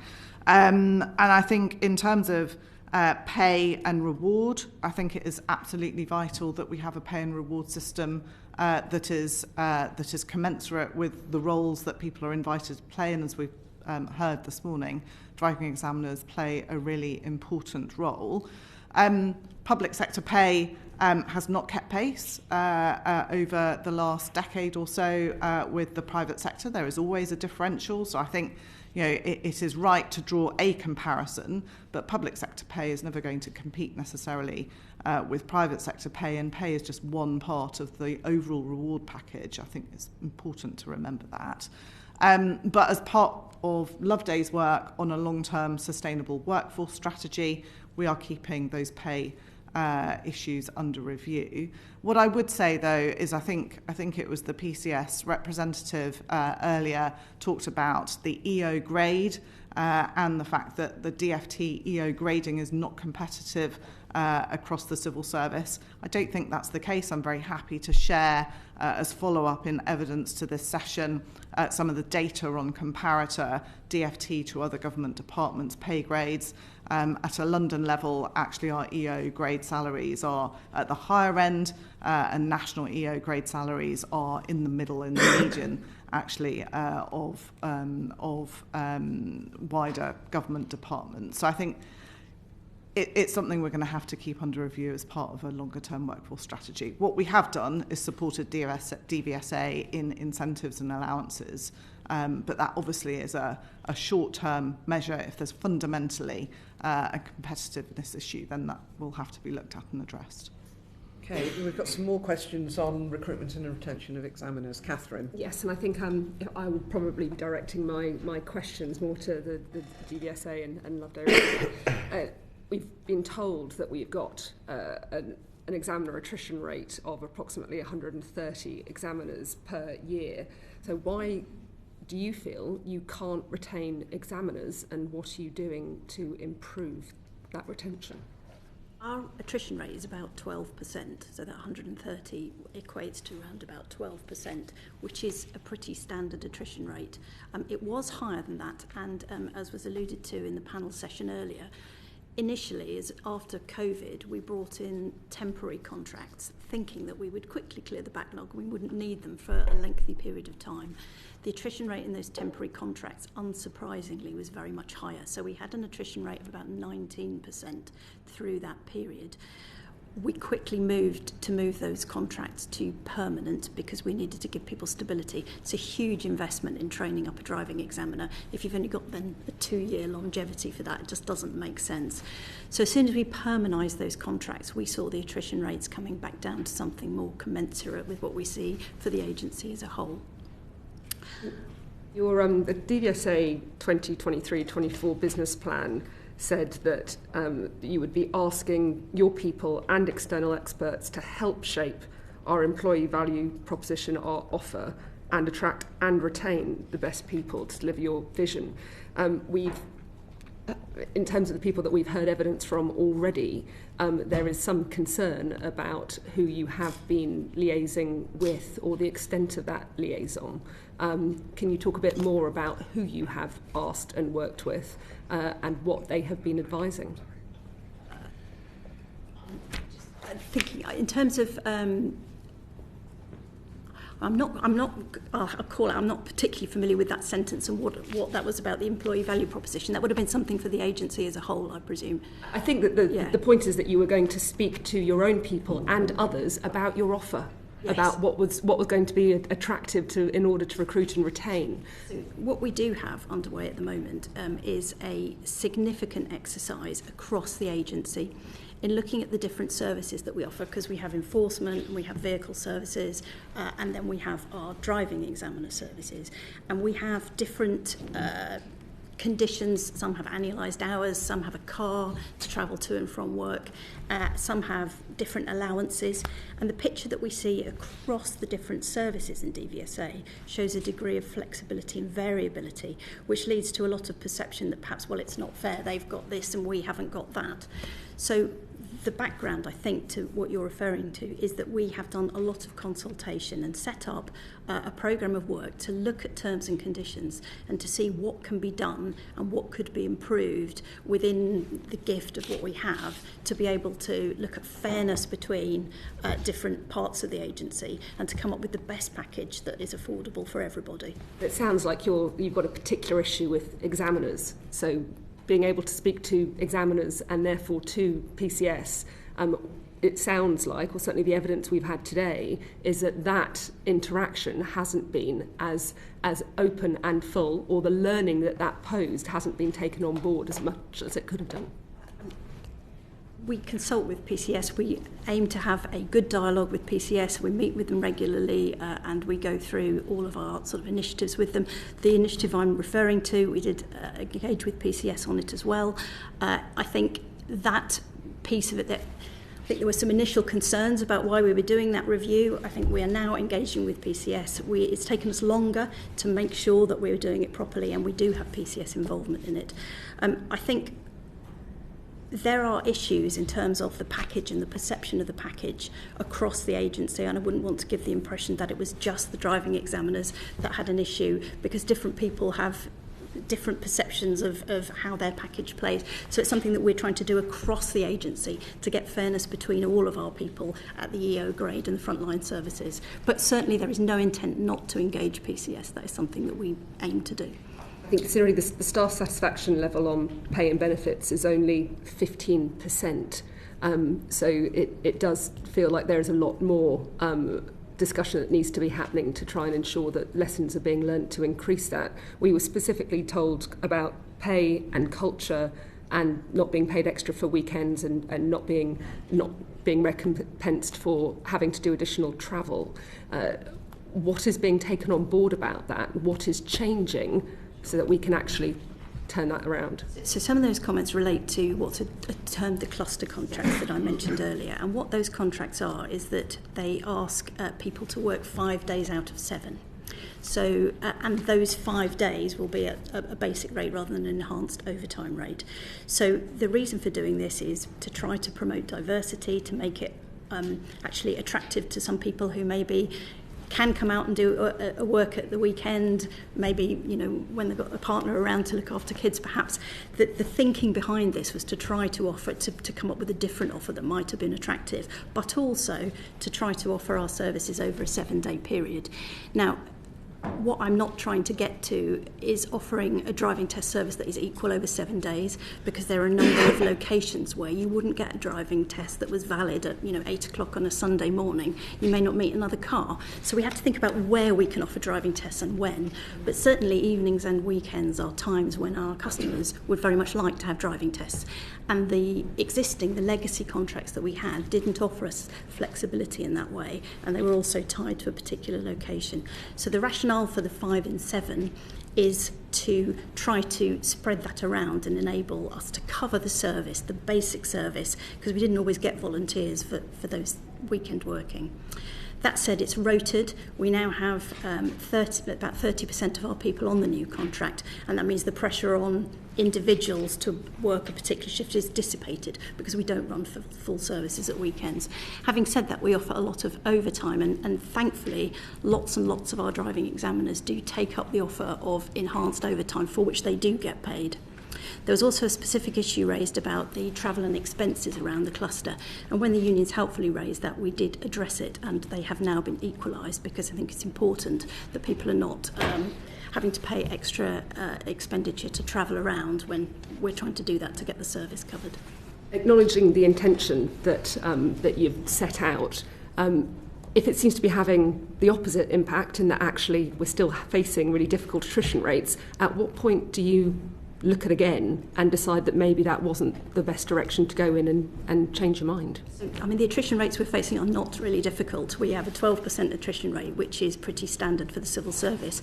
We've also done a deep dive into the difference between the legacy contracts and the new contracts, and I'm happy to confirm that the attrition rate is the same on both. I'm just conscious of some people have to go early, but Baggy, you've got a couple of questions on examiners. Yeah, well, mainly working relations. I mean, we heard in the first panel, and you guys were sat in the room listening to it, but the trade union rep from the PCS, you know, statements like the situation's not being taken seriously enough, there's not enough collaboration, people just don't seem, you know, concerned with making the improvements that are needed. What's your response to that? That's not my understanding or perception of the situation at all. Right. Are you prepared to take that away and just look at that, or is it completely not your perception at all? It's not. I do not believe that to be the situation. And from everywhere I sit and from everything I see, as I said earlier, it's our priority number one as a management team and as an agency. Baggy, if I can add, I mean, it's clear to me that the industrial relations have not always been where I would have wanted them to be as the minister responsible for, you know, for holding DVSA to account. I want us to be able to recruit and retain driving examiners. Driving examiners are the people who provide these tests. I really appreciate the hard work that they do, and we want them to be happy in their work and feel that DVSA is a good place to work. Having conversations with, having a good dialogue with driving examiners and with their trade union representatives, including PCS, that's something that I would expect to see of DVSA, and certainly something that I will be talking to Loveday and my colleagues about, to ensure that, as far as we won't always agree, that isn't the nature of it, but we absolutely should be having a dialogue, and we should be using the insights that driving examiners and their representatives have to help us to tackle this situation. Okay, sorry, Rebecca and Katie, what have you got to go? Yeah, okay, I do apologise. No. We shifted things around, but next time you get first dibs. Okay, right. Let's stick with the recruitment and retention questions, because we've got a couple. I think Lawrence, I saw. Yeah, you indicated first. Thank you, Chair. And I wanted to ask about the point that had been made by PCS in relation to violence against driving instructors and other forms of abuse and distressing behaviour as a contributor to poor retention. Do you recognise that description? Are you able to monitor these kinds of incidents, and what steps are you taking from the employer side to protect driving instructors? Was it instructors or examiners? It was examiners, I think. Yeah. Yes, we monitor it very closely. We monitor near misses as well as assaults that happen, and that's not just physical or ones experienced by our driving examiners. It's also quite a problem and prevalent within the contact centre in terms of verbal assaults. People ring up very frustrated that they can't get a test and will become abusive. So we keep a very close eye on that and on the overall numbers. Everything that happens is recorded on a form that is submitted. An analysis is done by the manager. There is a health and safety committee that meets to go through those, looking at trends over time, and it is something that we take incredibly seriously as an agency. We did see, particularly with driving tests, a lot more assaults that happened through the COVID period. We operated something called curtailment to keep people safe, which is that when you went out on a driving test, if you failed, you know, even if you failed at the other side of the car park, we would curtail that test and say, well, you failed, come back in, because there didn't seem any point letting it carry on in a COVID situation, minimise the risk and bring those back. Our customers were understandably not very happy about that because they felt they paid their money and they wanted the full test. And so that, you can imagine how disappointing that was. That led to quite a spike in terms of aggression and disappointment from people. But since we have stopped doing that at the end of the COVID restrictions, we've seen the numbers come down to a level that's more in keeping with what we've had in previous years. That said, it is very, very important. We have rolled out body cams for all of our driving examiners so they can turn that on if it looks as though things are going to turn difficult. I mean, it's important to say that about 38% of the assaults, or verbal assaults or physical assaults that happen to driving examiners are during the debrief at the end of the test. And so they're not actually driving. It's not that common to have it actually while the test is going on. It's usually when people are pulled over. And we also are rolling out de-escalation training. So I think it's really important for driving examiners to learn what language they can use, how they can calm people down, and how they can try and say the right things to de-escalate a situation. We do, if somebody at theory test shows aggression, we'll put what's called a booking review marker on their account, which means that they will have to ring up to make a booking. And then if they are violent or aggressive when they come for a second test, we make special arrangements to have somebody else in the car or to send them to a different test centre, and various things depending on the seriousness. We also use call recording now in our contact centre, and we go back through that, and we have an abuse line.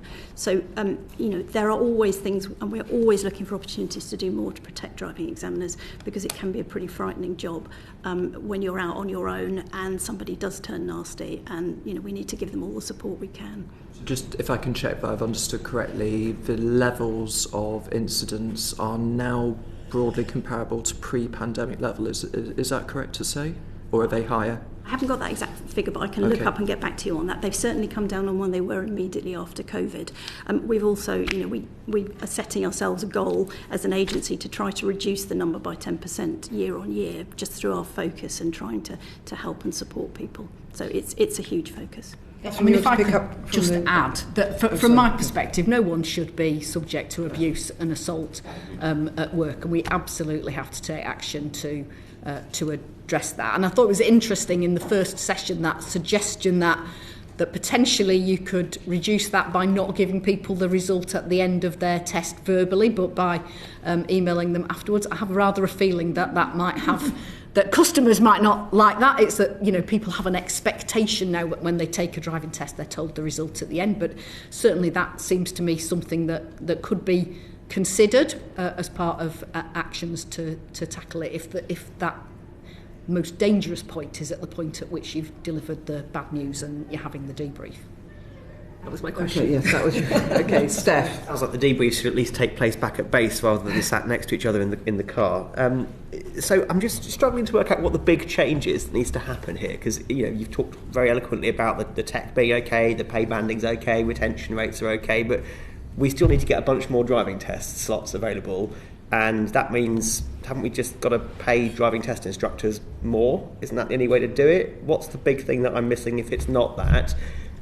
Do we need to dump the model and recognise that having public sector pay bands for this chargeable service just doesn't compute, doesn't fit together, and we have to make it a freelance market? What's the big change that's going to unlock this problem? I mean, I think one of the big changes is recruiting more driving examiners and absolutely ramping that up. I mean, there is always going to be an attrition rate in any role. You'll recruit people and some people will leave. You need to make sure that the numbers that we're recruiting are significantly higher, so that we are seeing a net increase in the number of driving examiners. And when I looked at the stats over the period from 2020 through to the middle of this year, that has not happened. It's gone up and then it's gone down again. Yeah. And we need to get to a sustained increase. Now, of course, we have to look at paying conditions. And that was one of the questions that I asked, but it's not immediately easy and straightforward. There is a job evaluation scheme within the civil service, so we couldn't suddenly just decide to increase the pay of examiners because they're on an equivalent EO grade, so you can't. But sorry to interrupt you, but when government prioritises nursing recruitment, they say they're going to pay nurses more. Surely government could just say we're going to pay driving test instructors more. Not without increasing the pay of other people on the equivalent grade. Okay, so it really is that baked into although the there are civil service places pay where structures. where I think, and when the, I mean, Loveday can speak to this, but it's not that people aren't applying for these jobs. People are applying for these jobs. There's quite a high dropout rate between someone, you know, coming for interview and starting the training process and actually becoming a driving examiner. Yeah. So that's a question for me about whether are we getting the right people. Clearly, we need to look at terms and conditions in the broadest sense. It isn't just about pay, it's about how people feel valued at work, it's about the broader conditions. But absolutely, we need to look at those. And probably recognising that over the past 10 to 14 years, we've been through a period where public sector workers have faced pay freezes and pay restraint. Now, you know, Emma said it kind of nicely, but all of us sitting around this table know that that's been the case and that public sector pay has fallen behind the private sector over a period. I can't promise that we're going to address that immediately, but clearly it's something that's a concern. Of course, but like, what are we going to do? It still doesn't answer how we're going to change the course of the river. So, let me add, I mean, the last time that DVSA recruited large numbers of driving examiners, and we then saw the attrition rate, public sector pay had not increased for a number of years. The last 2 years it's increased, certainly for EO grades, by 13%. So we are in a different position. Whether that is sufficient, I think we will see. We are now in the process of recruiting more. That recruitment process needs to be successful, as you heard from the PCS rep earlier today.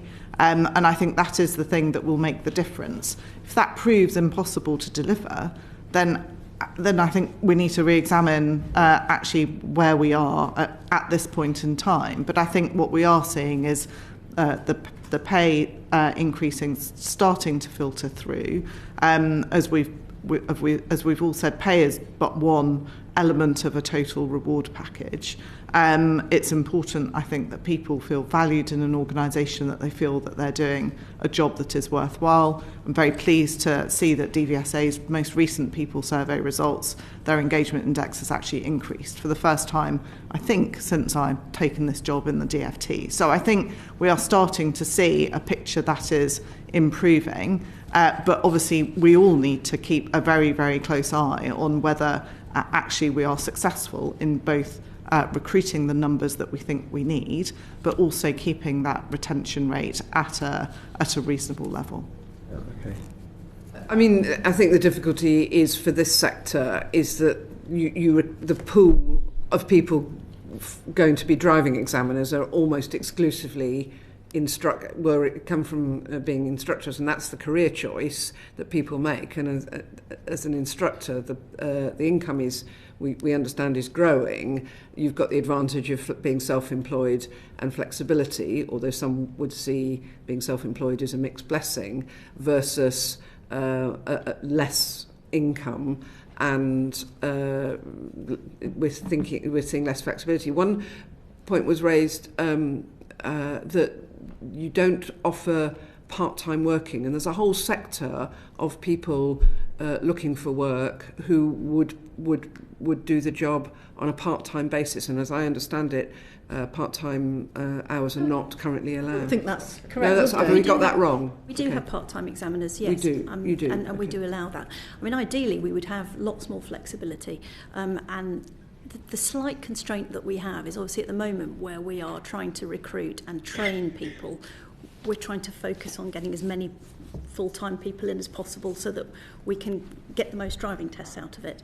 But that said, you know, absolutely there is a diverse workforce out there that we would dearly love to see come in, and you know, where we can make that work, we absolutely should. And we have a number of part-time people at the moment, and particularly people do it as they go towards retirement. Actually, they will step down their hours and flex their way into retirement.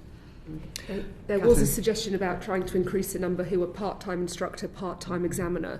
Is that something that you're looking at? And as a follow-on, also, what more can be done about addressing the dropout rate? I think that there's a problem in that the legislation specifically says that you cannot be both a driving examiner and a driving instructor. Can it be explored looking at what would need to be changed? Well, I mean, I think to allow there's a really big question about whether that would be appropriate, that someone could be a driving instructor and a driving examiner, and it would require primary legislation to change it. But certainly, obviously, it's one of the things that could be considered as part of an overall package of measures. Dropout rate? Oh, yes, the dropout rate, yes. Shall I give an example? We've run 15 campaigns since July 21. Out of that, and this shows you the dropout, we had 1,600 passes, 1,300 offers, 921 went into training, and 694 came out into testing. And through our testing, we get a 25% dropout once you're in testing. But quite often we make an offer to someone and then they actually don't show up to the training course itself. So we don't seem to have that much trouble recruiting to get the numbers in at the top of the funnel, but there's quite a lot of attrition through that process, through the checks and clearances, in and then out of the training course. So we always try to look at how we can improve the retention through the funnel, but there is quite a drop-off, which gives you an illustration. The other thing about the recruitment is it's not uniform nationally, so there are certain areas where we could recruit more than enough driving examiners, but others where we really do struggle. I think it's particularly difficult in London and the South East, where obviously wage rates are higher, so it's more difficult to entice people in to become a driving examiner. But absolutely, that's quite a shocking figures, really, to go from people who express an interest, apply for the job, to people who actually end up working in the job. And I think we should try to, and I would want DVSA to really understand why that is and whether there are interventions that can be made to improve that retention of people, whilst also making sure that we end up with high quality people becoming driving examiners, because this is a really important and skilled role, and we want to make sure we are getting the right people through to doing those jobs. Right, okay. I think we've done a good session on recruitment and retention. We now really want to focus on what you're actually doing and what your actual targets are on reducing the waiting times for practical driving tests. So you said we're going to replace the driver services platform. How's that going? And what are reasonable targets? Have your past targets been too ambitious? And what's the current target? Sorry, the past target? Well, yeah. Sorry, you set targets. Have they been achieved? What are your current targets, and by when, for reducing waiting times? So the current target, as you heard earlier, is in the previous business plan, which is to reduce waiting times to 7 weeks. It's clear that DVSA are not going to reach that by the end of this year. You could talk some more, Loveday, about the measures that you've put in place to try to get us towards that. Obviously, I would like to see a big increase in the number of driving examiners, a big increase in the number of tests offered. It is about increasing the demand, but also tackling some of those things that are causing difficulties for learner drivers, particularly around technology and ending some of those rip-off practices. But Loveday can say more about how to try to ensure that we're offering a larger supply of driving tests. Yeah. Since the beginning of COVID, we've been offering incentives in terms of overtime. We wrote to people who'd retired and asked them to come back. We asked people to sacrifice annual leave and to buy back annual leave so that they would work. And a lot of it was about trying to get people to work more hours. But I think as this has gone on, we're now in year 3, year 4 at post-COVID. We need to look at measures that are more sustainable, because as was rightly raised earlier, it's been pretty relentless for us, and driving examiners, we have been pulling back things like time we might have spent with development with them, and some of the other investments in our people, which you would like to do, have been more problematic and difficult because of the pressure to keep going with testing. So we've been looking for more sustainable solutions and things that we can continue. We also went through a period of about 6 months, which you heard of before, where we pulled all warrant card holders into testing. Again, it did make a difference. We saw wait times come down from over 20 weeks down to just under 15. But sadly, after 6 months, that was just not unsustainable, because there were all sorts of things. You heard about the ADI quality assessment and things, which had to be put on hold, all of our policy development, the recruitment and training. We want to move on to where you are now and what are your targets? So, well, I mean, we continue to strive to get waiting times down towards 7 weeks, and we are continuing to recruit. We have just embarked on trying to recruit another 450 people in. So we've done the first tranche of that. We've got 106 in training and 115 going through the checking process. And we have another tranche that's out there. We're hoping for another 200 offers to be made to start training in the spring. So our principal technique is around recruitment. We continue to work with the Ready to Pass campaign, which you've heard about, which is really just making sure that tests aren't wasted. You'd be surprised how many get lost through people turning up in a vehicle that hasn't got an MOT test, without the right driving licence documentation, or they forget the test, so we brought in text messaging to try to remind people when their test is.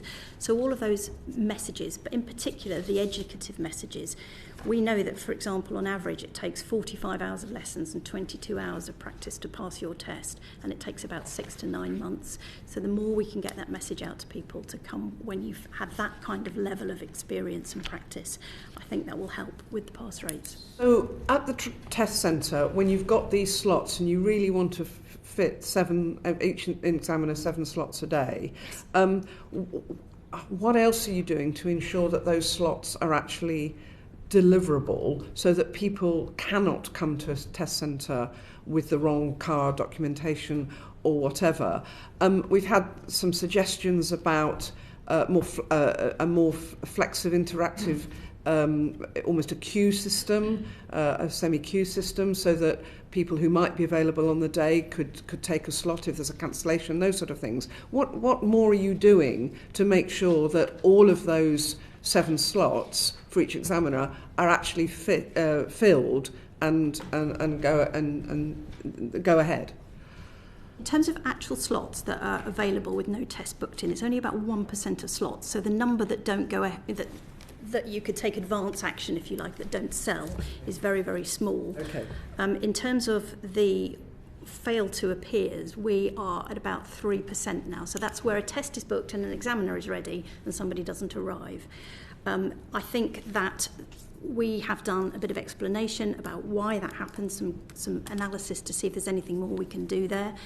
I think the other number that is interesting is the number of people who cancel at 3 days and over. So this is, and we're into sort of the behaviour from the cancellation apps with changing. I think a lot of the reason that tests are wasted or don't sell is because people have lost track of where their test is, and they haven't got the information about a test changing.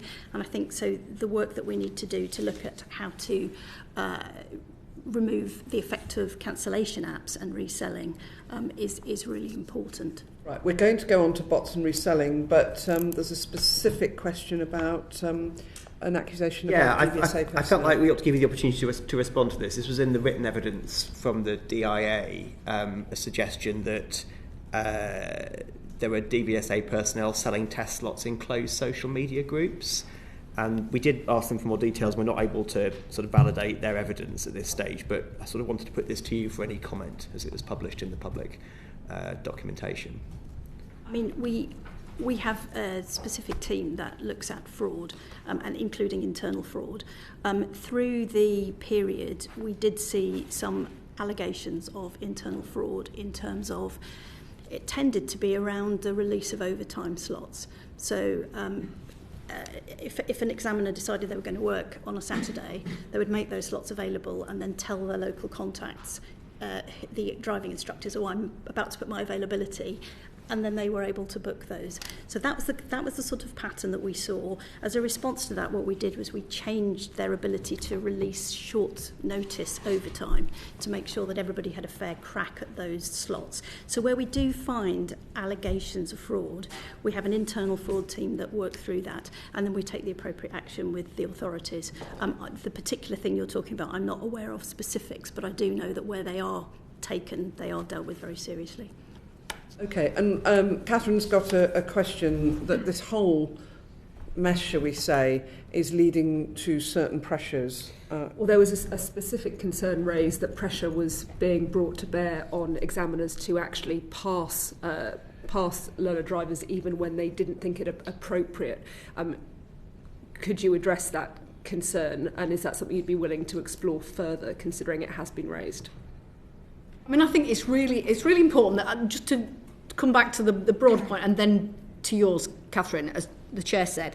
So I think in terms of supply, increasing the supply of tests is the most important, and that's going to be achieved through recruiting and retaining more driving examiners, providing more tests, and some of that is asking people to work overtime, weekends and buyback of annual leave, but I don't think that's long-term sustainable, albeit that many people are doing it, and reducing wasted tests, as Loveday had said. In terms of demand, one of the ways that we can reduce demand is by making sure that more people pass first time. That would be ideal. If you don't have people in having to take second and third tests, that reduces the demand, and the Ready to Pass campaign is part of that. So it's ensuring that people, when they come to their test, they are ready, they're more likely to be successful. I know that DVSA do work around trying to kind of reduce the anxiety, because everyone knows how if you've taken a driving test, you know how nerve-wracking it is, and making people feel as comfortable as possible taking their driving test, so they're less likely to make silly mistakes, even though they're generally a safe driver. That's obviously one thing. The third one is about and obviously that would increase the pass rate, but what we don't want to do is for the pass rate to be increased by any reduction in standards. That's absolutely essential that we maintain standards, but it's also clear that if you are managing the system, and maybe Loveday might want to say more about this, is you want to make sure that all your driving examiners, and we're talking about 1,500 people, are applying those standards consistently, because you don't want to have the idea that if you go for a test with person A, you're more likely to pass than if you go with person B. So clearly management have to work to make sure that everyone is working to consistent standards, and that's a really important part of the management role. Absolutely no one should be put under pressure to pass somebody when they are not meeting that standard. It's about maintaining those standards, it's about ensuring consistency, and I'd be very concerned if there are examples, and clearly that would need to be investigated, if anyone feels that they are being bullied or pressurised into passing someone when that candidate does not meet the standards required in order to be a safe driver and to pass the driving test. Yeah, just to add to that, we do keep statistics of all of the pass rates, test routes and pass rates. When we had the period where the managers were testing full time, we didn't have that kind of performance management and management supervision regime in place. Now the managers have returned to doing that. It is really important, for the sake of people coming for tests, that we are consistent and that we offer a fair and consistent service. And that means looking in detail at the statistics to make sure that every test route is around about the same level of difficulty, and that examiner pass rates are consistent. And the way that they grade and mark different things on routes are normed, and they tend to, a good manager will talk to the team and actually go through and check that people are marking things in the same way. It's just really important. Okay, much of this session has been on car driving tests, and we'll come back to the issue about third-party booking. But before we move on, I just want to let Alex ask a couple of questions about HGV testing, because we've had the RHA bringing evidence to us. So, Alex. So we heard earlier on that the Department for Transport either suggested, maybe instructed you to prioritise HGV driving tests at the time when there was the big shortage of lorry drivers. Is that still the case? Having got to the 3-week waiting time, we intend to keep it there. We've now got a sort of stable group. Generally speaking, about 15% of our testing is vocational and bike, 85% is car. That's a historic split, and we have no intention of changing that while we can maintain those SLAs. Okie dokie. At the same time as the HGV lorry driver crisis, it also made the bus driver crisis worse, in the sense that some of the people who were bus drivers moved to be HGV lorry drivers, better pay, for example. One issue, the reason this hasn't come up as much is because most bus drivers are tested by delegated driving examiners. But how much training has the DVSA got planned for the forthcoming year to create new delegated driving examiners? Every year we run a standard programme for people who are wanting to become delegated examiners. I think we just maintain those levels. I don't have specific statistics on how many we're doing this year, but I've not heard that there are plans to either to increase or decrease. I think generally the demand for delegated examiners has gone down slightly from the peak. We were dealing with some very heightened levels, and we also had a backlog to clear. That is now cleared, and we just respond to demand as it comes in. Thank you. Because of the crisis, particularly in HGV licence testing, there was more resources put into that, and hence you've come down to the three-week waiting period for them. Were additional resources put in from elsewhere in the DfT to that, or were resources shifted from car tests into HGV tests? We received assistance from through the MACA process, so we had military examiners come and help, and what happened was that they were able to come and help us for a few months, and during that period we then recruited from our general examiner group people to be specialist trained to do the HGV testing. So we were not only trying to get more driving examiners in, but we also took a group of them to replace the effort that we received through that process, so that we could then keep and maintain the levels within the agency. And so we lost examiners on the car side? We did, yeah. Right, and we're still paying the price for that from what we can see? We have not managed to increase numbers. Right, okay. Let's now move on to the third-party or bots booking systems that are being used. Baggy. Thank you, Chair. So, look, we've all spoke to residents who have paid massive amounts of money to third parties, and the Minister indicated that right in her introduction. But in the external reviews of the DVSA's bot mitigation methodology, none of the reviews have suggested a change in approach. So could you tell us who did those reviews, and do you think the current system is working? We've had a number of parties in that have looked at our mitigation around bot protection. I've got written in here, where is it? I'll look it up in a second. But the parties that did that have not identified anything that we don't have in terms of our general protection. So all of the normal things you would expect to see, capture, queue rationing, a queue system on the front, rate limiting, all of those things are things that we have in place, and nobody has yet been able to point to something that we could do that would make our bot mitigation more effective. I mean, clearly there are things that the private sector uses with things like ticketing for big events, where they can use things like demand pricing. That makes it harder for bots to come in because they can't always anticipate making a profit on that, but that's obviously not available to us.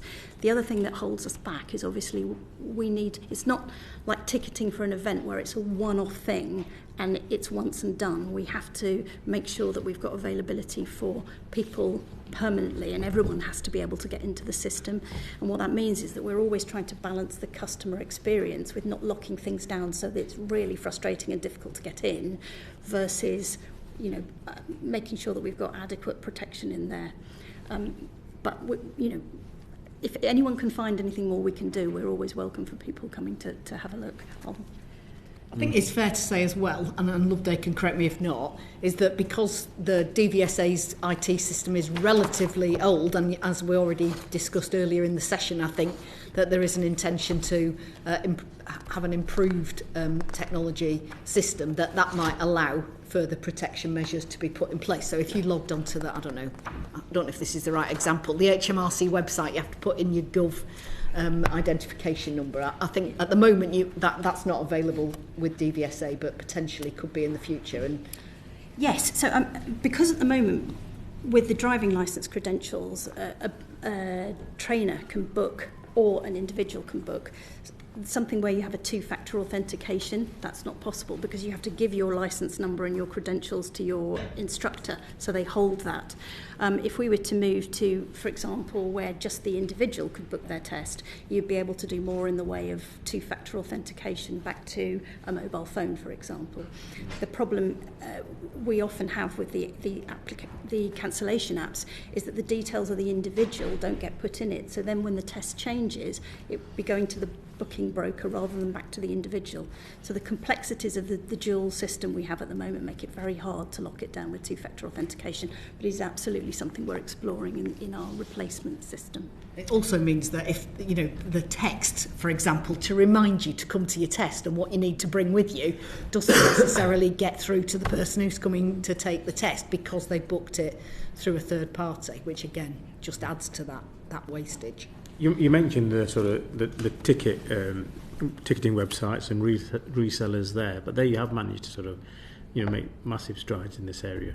So is there lessons, I know you're sort of aware of that, but is there lessons that can be learned? Are there conversations being had with their sort of advisors and yeah, I mean, we've spoken to Gartner, there's Netasia, we've went through the department's digital supplier that they had and talked to them. We've also, as you say, talked to people that we've found that have got experience of that through big ticketing events. And as I say, some things are available to the private sector that restrict access because, you know, if you block somebody, someone else will take that ticket to the event, whereas for us we have to be a little bit careful about how tightly we lock it down because we need everybody to be able to access and get in. So ultimately, I suppose this is for you, Minister, is it something you'd be prepared to legislate against if this problem isn't resolved? We're absolutely considering all options in an attempt to clamp down on this unscrupulous behaviour. We want people to be able to book a test at the price that the test is meant to be, not to have to pay a premium in order to be treated fairly. So absolutely we are considering what our options are to be able to do that.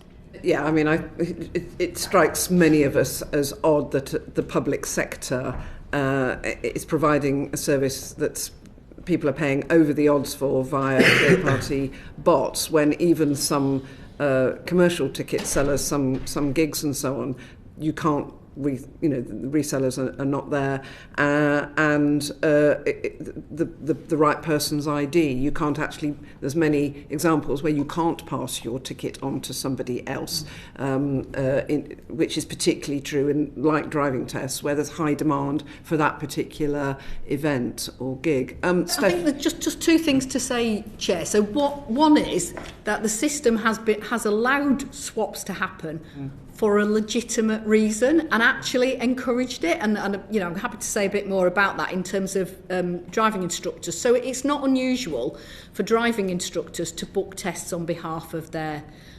candidates, although most people book direct, but it's not unusual.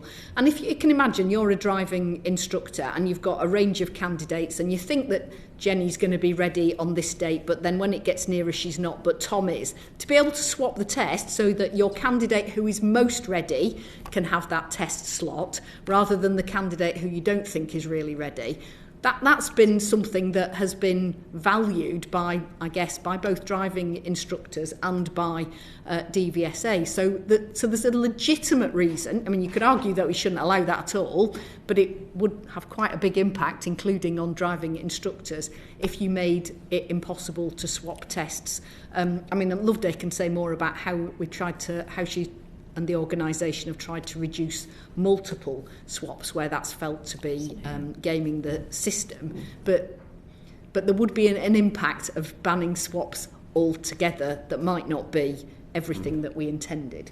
Thank you, Minister. That's a useful perspective. Steph, generally the lucidity of your responses suggests you've tried and are trying everything, right? So at some point, something's got to change beyond the things that are available to you at the moment. And this isn't provocative, it's just maybe a slightly stupid thing to say, but is the test price just too low? Would that not change things to some extent? Well, as you've already heard, the price of the test has not changed since 2009. One of the implications of that is that the way that DVSA operates is that the fees charged should cover the cost of delivering the service, and at the moment it doesn't. Right. So effectively DVSA is losing money on offering driving tests. So we will be there's no question that we are going to be having to review fees across not just DVSA more broad. I was very surprised, I'll be honest, when I became a minister to find that there was no kind of automatic upgrading of fees, and actually therefore when you change the fee it becomes a big because it's decision, not just, and no one's changed it for 15 years, which seems quite a ludicrous situation. It's not just budget balancing, is it? It's also the behavioural consequences of this, because it's cheaper to book a test than it is to book another driving lesson in some situations. But Lilian, you're nodding. What's your view on this? I quite agree. I mean, we do hear anecdotally that people, if they, supposing you, in good faith, you book your test 24 weeks in advance, you get there, you're not quite ready, do you cancel and face another 6 months, or do you think, well, for £62 I'll have a go? And actually we know that £62 in context of the overall cost of owning and running a car, it's not that great, and people will just use it as another driving lesson, which is not great. And who decides not to increase the price? Was it one of those hilarious things where nobody decides not to do something and therefore someone has to decide to do it? I mean, it will come. Go on, Emma. You can. So there's no automatic ratchet within the legislation. So it's a decision that requires political sign-off. Primary legislation. It'd be secondary legislation. Yeah. Would it be? Is legislative provision to actually change the price? No. Well, yes. Yes. Yeah. Which means it requires a ministerial decision. Right. Okay, I've got a question that one of the previous witnesses raised the issue about what we learn when we're learning to drive and how we learn. Are we actually learning the right things? And are there some elements of risks in terms of the driving environment, because ultimately this is all about safety. So should the curriculum be reviewed, and also how we learn, better use of e-learning for some aspects of the theory side that other jurisdictions apparently do much better. Who's best placed? I mean, clearly it's really important that the driving test it's a road safety measure. It is about making sure that people have the skills and knowledge they need for a lifetime of safe driving. So it's really important that we review what the content of that test is. And, those of us who passed our driving tests a long time ago will know we didn't have a theory test back in those days. It was just a practical test. So that's been introduced. Obviously, I think I'm right in thinking it includes things like sat-navs and the like, which obviously wasn't a feature when I learnt to drive. But maybe, Loveday, you can say a bit more about how the content of the test is changed and how you review that. Well, you're quite right. I mean, the bringing the sat-nav was there's a portion of the test which is about independent driving now has been an innovation. But I know that there are other things that we would like to do. For example, more and more cars now have ADAS features, thinking about how they play into the driving test, thinking about whether it's still appropriate that we look at the same set of manoeuvres, whether we increase the amount of sat-nav driving that we do. So we have a team now who not delivering driving tests, our policy team, who look at the future of the test and keep that under review. So yes, we would like to. And driving in the dark as well, I think, was mentioned. Absolutely, yes. Yeah. And if you look at the sort of risk factors and the things that cause accidents for people, particularly early in their learning journey, it's obviously rural roads, it's driving in the dark, driving with peers, all of those risk factors, yes. Okay, so is there a timescale for that? I mean, how does the content of the learning and the testing change? What we would need to do, I mean, we are also members of international forums that sort of compare what the UK does to ideas that come through other parts of Europe. And so there is a degree of research to work out a series of propositions. We would then run a consultation. Is it an iterative and evolving process, or is it something that there's an official point at which the content is decided and then it doesn't change again until it's decided again? Yeah, the latter. The latter. And what's the timescale for that? We will be bringing forward new ministers, new government, but we will be bringing forward a set of proposals in the future for that to be decided upon. Excellent, and I know the government is reviewing. You're reviewing, Minister, doing a review on road safety. So I'm sure that this all feeds in. Absolutely, we're looking at road safety in the round. We know that there are particular groups, particularly including young drivers who are particularly at risk, and so this could be one of the things that becomes a measure that falls out of that work. Okay, and the other part of my question was learning techniques and more sophisticated use of e-learning and e-testing for those elements that don't need the practical side. Absolutely, and you heard evidence from Carly earlier about the milestones programme that she's looking at, and that she's working with the department to evaluate different learning techniques. I think it'd be very interesting to see the evaluation on that and other ideas and see whether that can form part of what we might do. Excellent. And I think, I mean, just to add from a department perspective, as you've heard, we've got a road safety sort of review and strategy, hopefully, coming forward. It's really important stuff. And so tackling the wait times, is absolutely the number one priority, so that actually Loveday and her team can start to really lift their heads and horizons to what are the big technology changes coming forward in vehicles, how is the driving experience changing, how's the demographic changing, what does that mean for drivers, so that we can ensure that actually we do the work that enables them to adapt and change and keep pace actually with both technology but also just with life. And most recently my previous head of road safety has actually moved to DVSA on secondment to boost that kind of policy thinking and resource that we've got in place to do that longer term thinking.